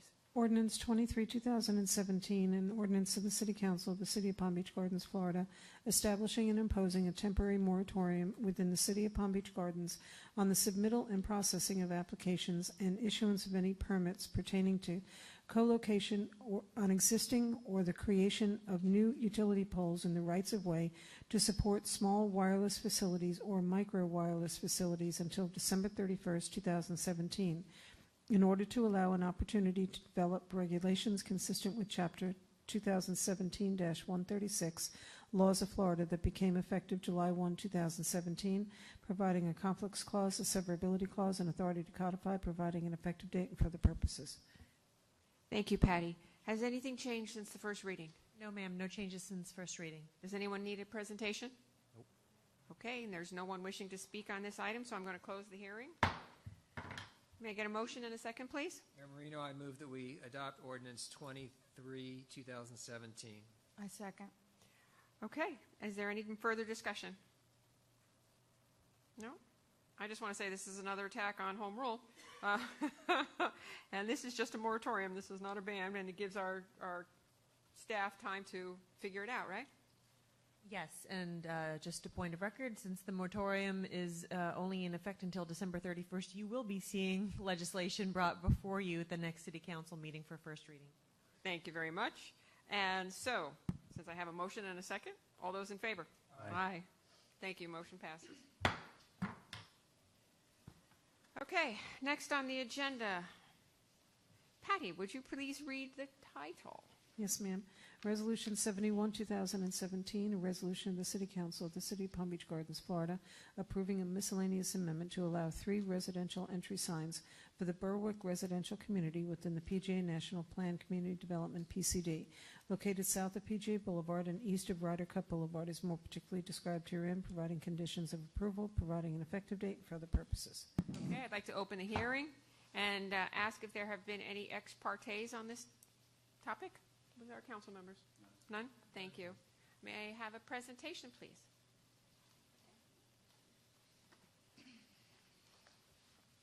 Good evening. My name is Angela Eisenhower. I work for Lang Management. I'm here representing Berwick Homeowners Association. Excuse me, have you been sworn in? Yes. Thank you.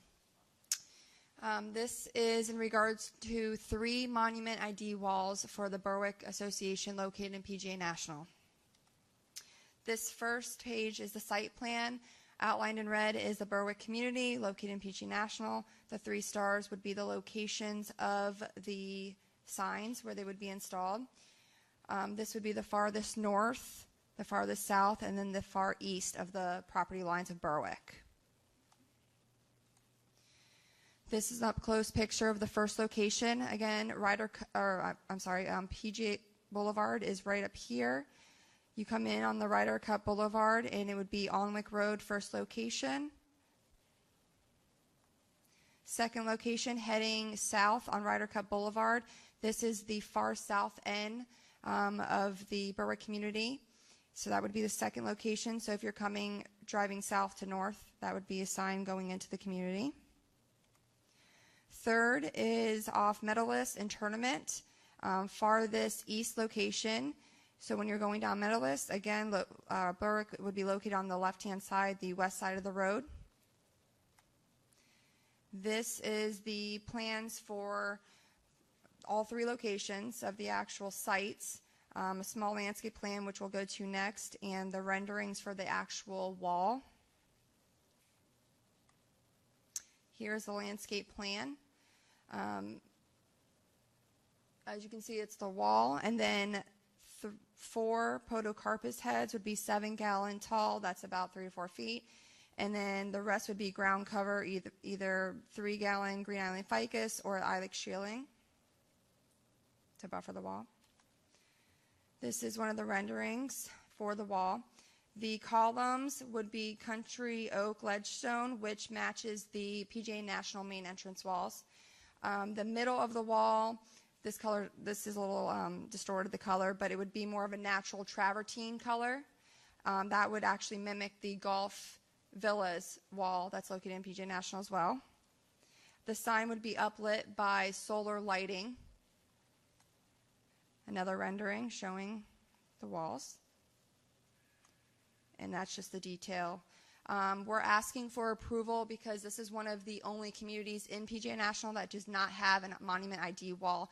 So we really need just for identification purposes, wayfinding for our residents, guests, and to enhance the beauty of Berwick. That's all. Thank you. Thanks, Angela. Does staff need to add anything to the presentation? No. Staff does recommend approval of Resolution 71, 2017. Okay, so I will close the hearing. May I get a motion and a second, please? Sure. I move that we adopt Resolution 71, 2017. And may I have a second? I'll second. Okay. So bring it back for discussion. I just want to say, as a PGA National homeowner, this addition of entry signs is just consistent with what everybody else has, and you don't have any. Right. And, Marlwood Townhomes down the street from you has one at both ends. So this is, you're going, the example has already been set. So, Right. And you're following the design of the signs that are already Right. there. So it's a good job. Thank you. Thank you. And I'll see it every day when I drive out. Me too. So good. Okay, so all those in favor? Aye. Aye. Motion carries. Thank you very much. Thank you very much. Okay, what's next? Okay, next on our agenda are board appointments. So, Patty, would you please read the title? Do you mind if I call you Patty instead of Miss Snyder? That's perfectly fine. Thank you, Patty. Resolution 68, 2017, a resolution of the City Council of the City of Palm Beach Gardens, Florida, approving the appointment of regular and alternate members to the Art and Public Places Advisory Board, providing an effective date and for other purposes. Thank you. And since the staff is not making a presentation, since the resolutions are appointments by the City Council, I don't have anyone wishing to speak on the subject. And so may I get a motion and a second to bring it to discussion? Oh, I don't need to do that. Thank you. I'll make a motion to bring Resolution 68, 2017. And a second? I'll second. Okay, let's bring it back for discussion. Right now, I'll just start the discussion with, we have reappointments, and there are 4 eligible for reappointment. Marcy Bullitt, Vincent Casanetti, Amy Mauser, and Charles Millar. Is there a recommendation to reappoint these 4 members? I'll move that we reappoint Marcy Bullitt, Vincent Casanetti, Amy Mauser, Charles Millar to the AIP board. All those in favor? Aye. Thank you very much. Do I need a motion and second? I did, because I think we didn't do the motion in a second, so do I need to do that? But you did have a motion. I had a motion. I don't think I had a second. I'll second. Okay. All those in favor? Aye. Okay. And then we also have a recommendation to appoint 1 regular member, and I make the recommendation of Michael Richards, who truly has a background in art. Are there any other recommendations or suggestions? Sure. I'll recommend Chelsea Reed. Chelsea's application happened to leave off the fact that she was an art teacher. She is an artist. Her dad was an artist. Chelsea's also on she's the head of the healthcare committee for the Palm Beach Chamber, so she's very civically involved in the community.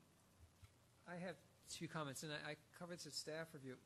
I don't know about you all, but when I was reading these on early Sunday morning, I had a heck of it. It made your head swim. I didn't feel I had enough information to intelligently evaluate these candidates. And so the suggestion that I made is that we kind of tinker a little bit with the application. I have 3 questions for applicants.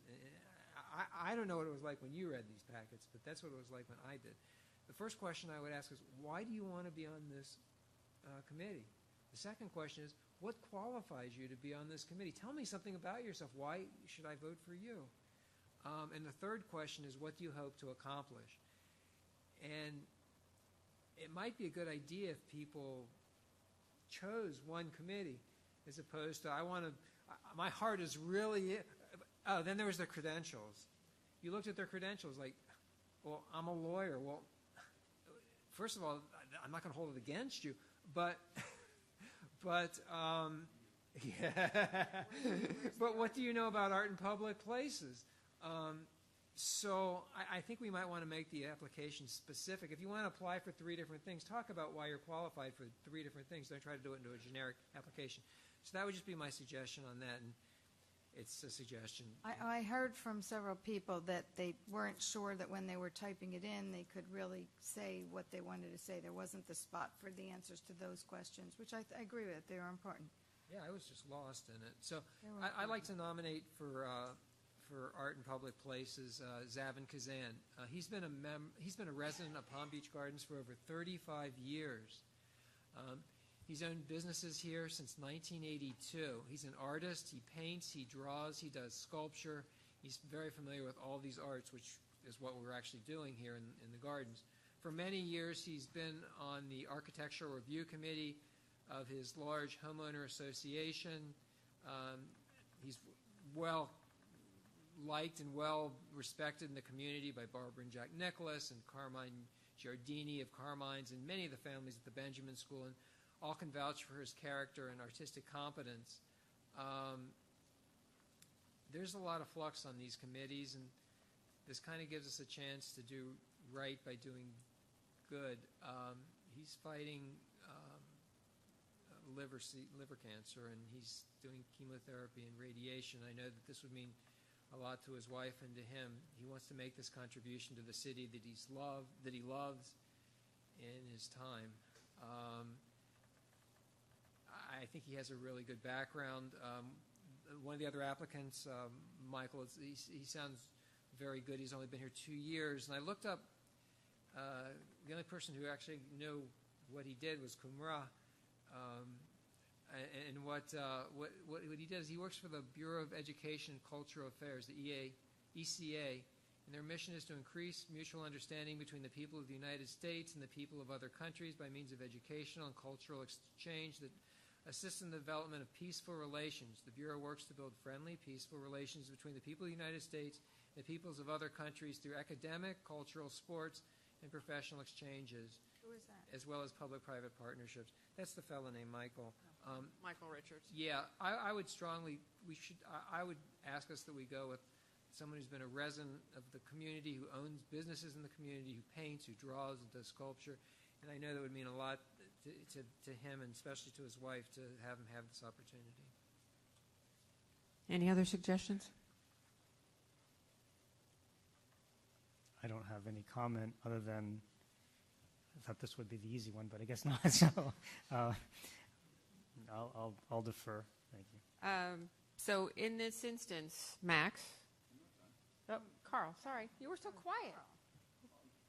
I was going with Michael. You were eating with but popcorn? Alan has made that so hard. But I think I still have to go to the mayor on this one as far as Michael. I've done my homework on him as well. All due respect to Matt's candidate, I was kind of focused in on Michael for a while now, so I think I should stick with that. Okay. And I think we did get his application way late, if I'm not mistaken. I think I just got it yesterday. It was a fresh application. Is there a possibility to come in as an alternate? Patty, do we have? We've not traditionally had alternates for AIPP. Well, could we have an alternate? It wouldn't hurt anybody. Yes, they can. Could we make I'd like to make a motion that we add an alternate onto this committee. It wouldn't hurt anybody. It's in the ordinance that you can have alternates. We just haven't normally. Okay, so we can do it. So let's Okay, let the so guy do it. let's. May I have? Okay, I'm actually. Let's vote on the Michael Richards as the one regular member. Correct? You have 2 regular spots to fill, and you've already. No, we have one regular spot. One and then we do have- regular vacancy.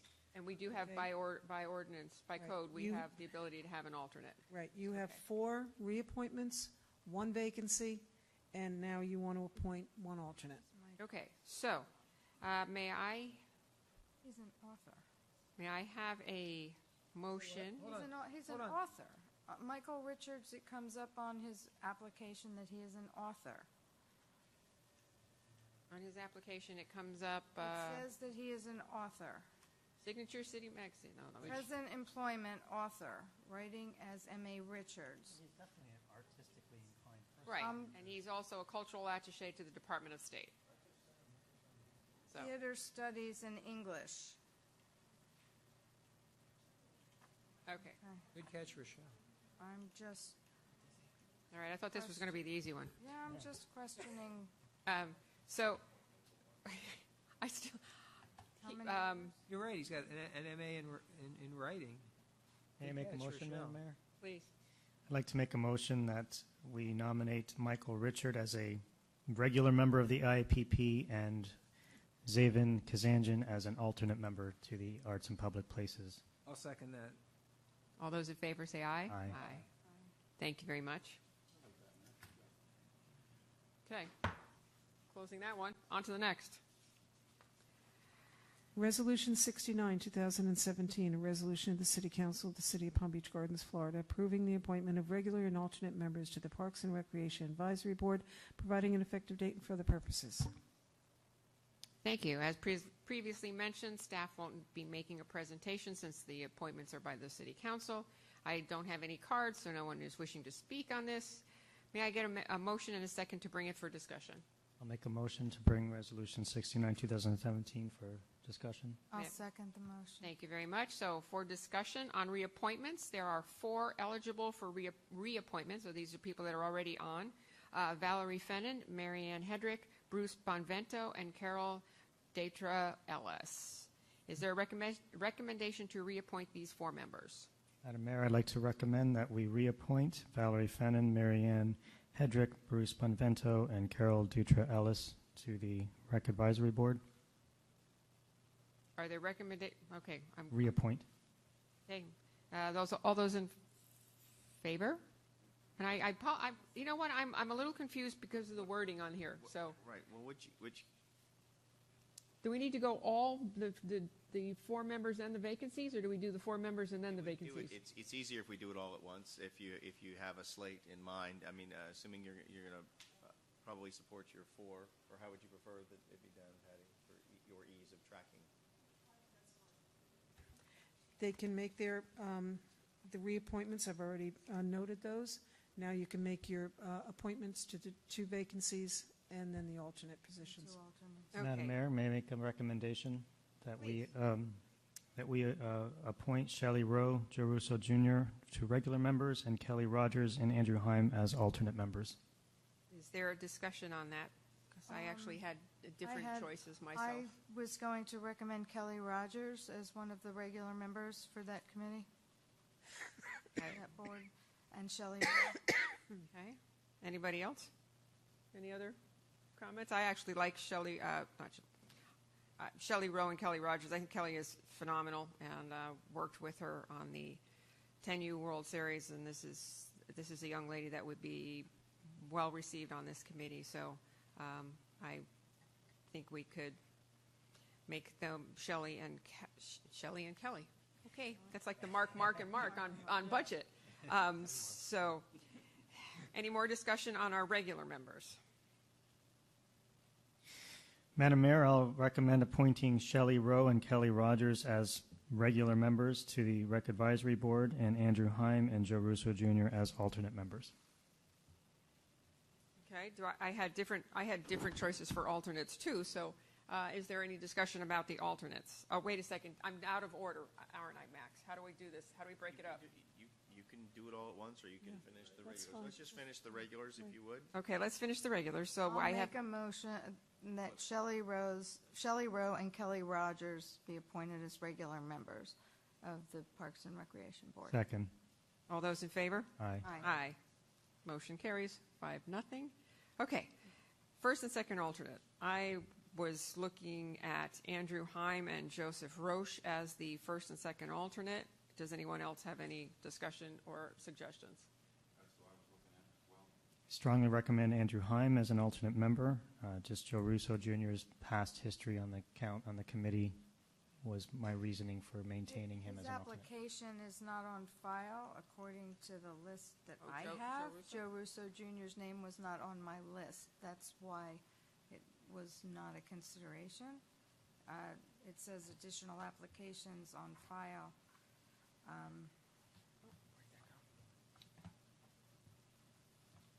To the extent that he served on the committee, it must have been an oversight on his part. I would certainly, Joe's.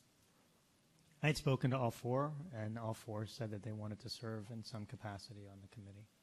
I don't know if there's a problem with Joe Russo Jr. not having an application on file. The application is not in your packet because he's an existing alternate member now. That explains it. So he didn't have to have an So that we'd be application on file. reappointing him, and he's certainly an exceptional young Okay, it man. didn't say he was eligible for reappointment when we talked about the other reappointments, so that was confusing. Okay, so I have a motion and a second for Andrew and Joe Russo Jr. Yes. Yes. Okay. Do all those in favor say aye? Aye. Okay. No, I'm going to say no because I actually had another. Yes, I did too. So we have. All those opposed? You and I. Okay.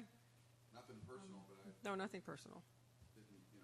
So Andrew Heim and Joseph Roche will be the two alternates. Roche or Russo? What was the vote? I'm sorry. Andrew Heim and Joseph Russo will be. Andrew Heim is the first alternate, and Joseph Russo is the second alternate. Thank you. Okay, and lastly, we have planning and zoning. May I please have Patty read the title? Resolution 70, 2017, a resolution of the City Council of the City of Palm Beach Gardens, Florida, approving the appointment of regular and alternate members to the Planning, Zoning, and Appeals Board, providing an effective date and for other purposes. Again, since it's staff will not be making a presentation, since the board appointments are made by the City Council, I have no cards. May I get a motion and a second for discussion? I move that we have discussion. Second. Thank you. On reappointments, there is one eligible for reappointment. That would be Carl Sabatello. Make a motion that we reappoint Carl Sabatello to the Planning and Zoning Board. All those in favor? Aye. Aye. Motion carries 5-0. Is there a, let's see, There's 3 regular On members. appointments to fill the 3 regular members' vacancies, I have 3 recommendations. No. Steve Lewis, John Glidden, and Roma Josephs to fill the 3 regular seats.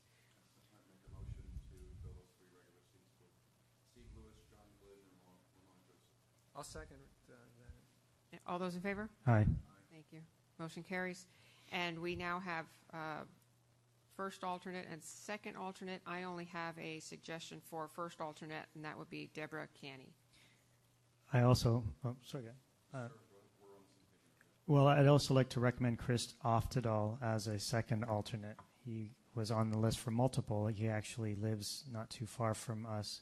I called him and spoke to him, and then out of the blue, I got a call from a friend who's a property management and called to say that he highly recommended him, and I had a lot of respect for this other gentleman who called me to recommend him, and it was kind of ironic that it happened almost momentarily after, and I could have sworn they must have had some kind of conversation, but they swore they didn't.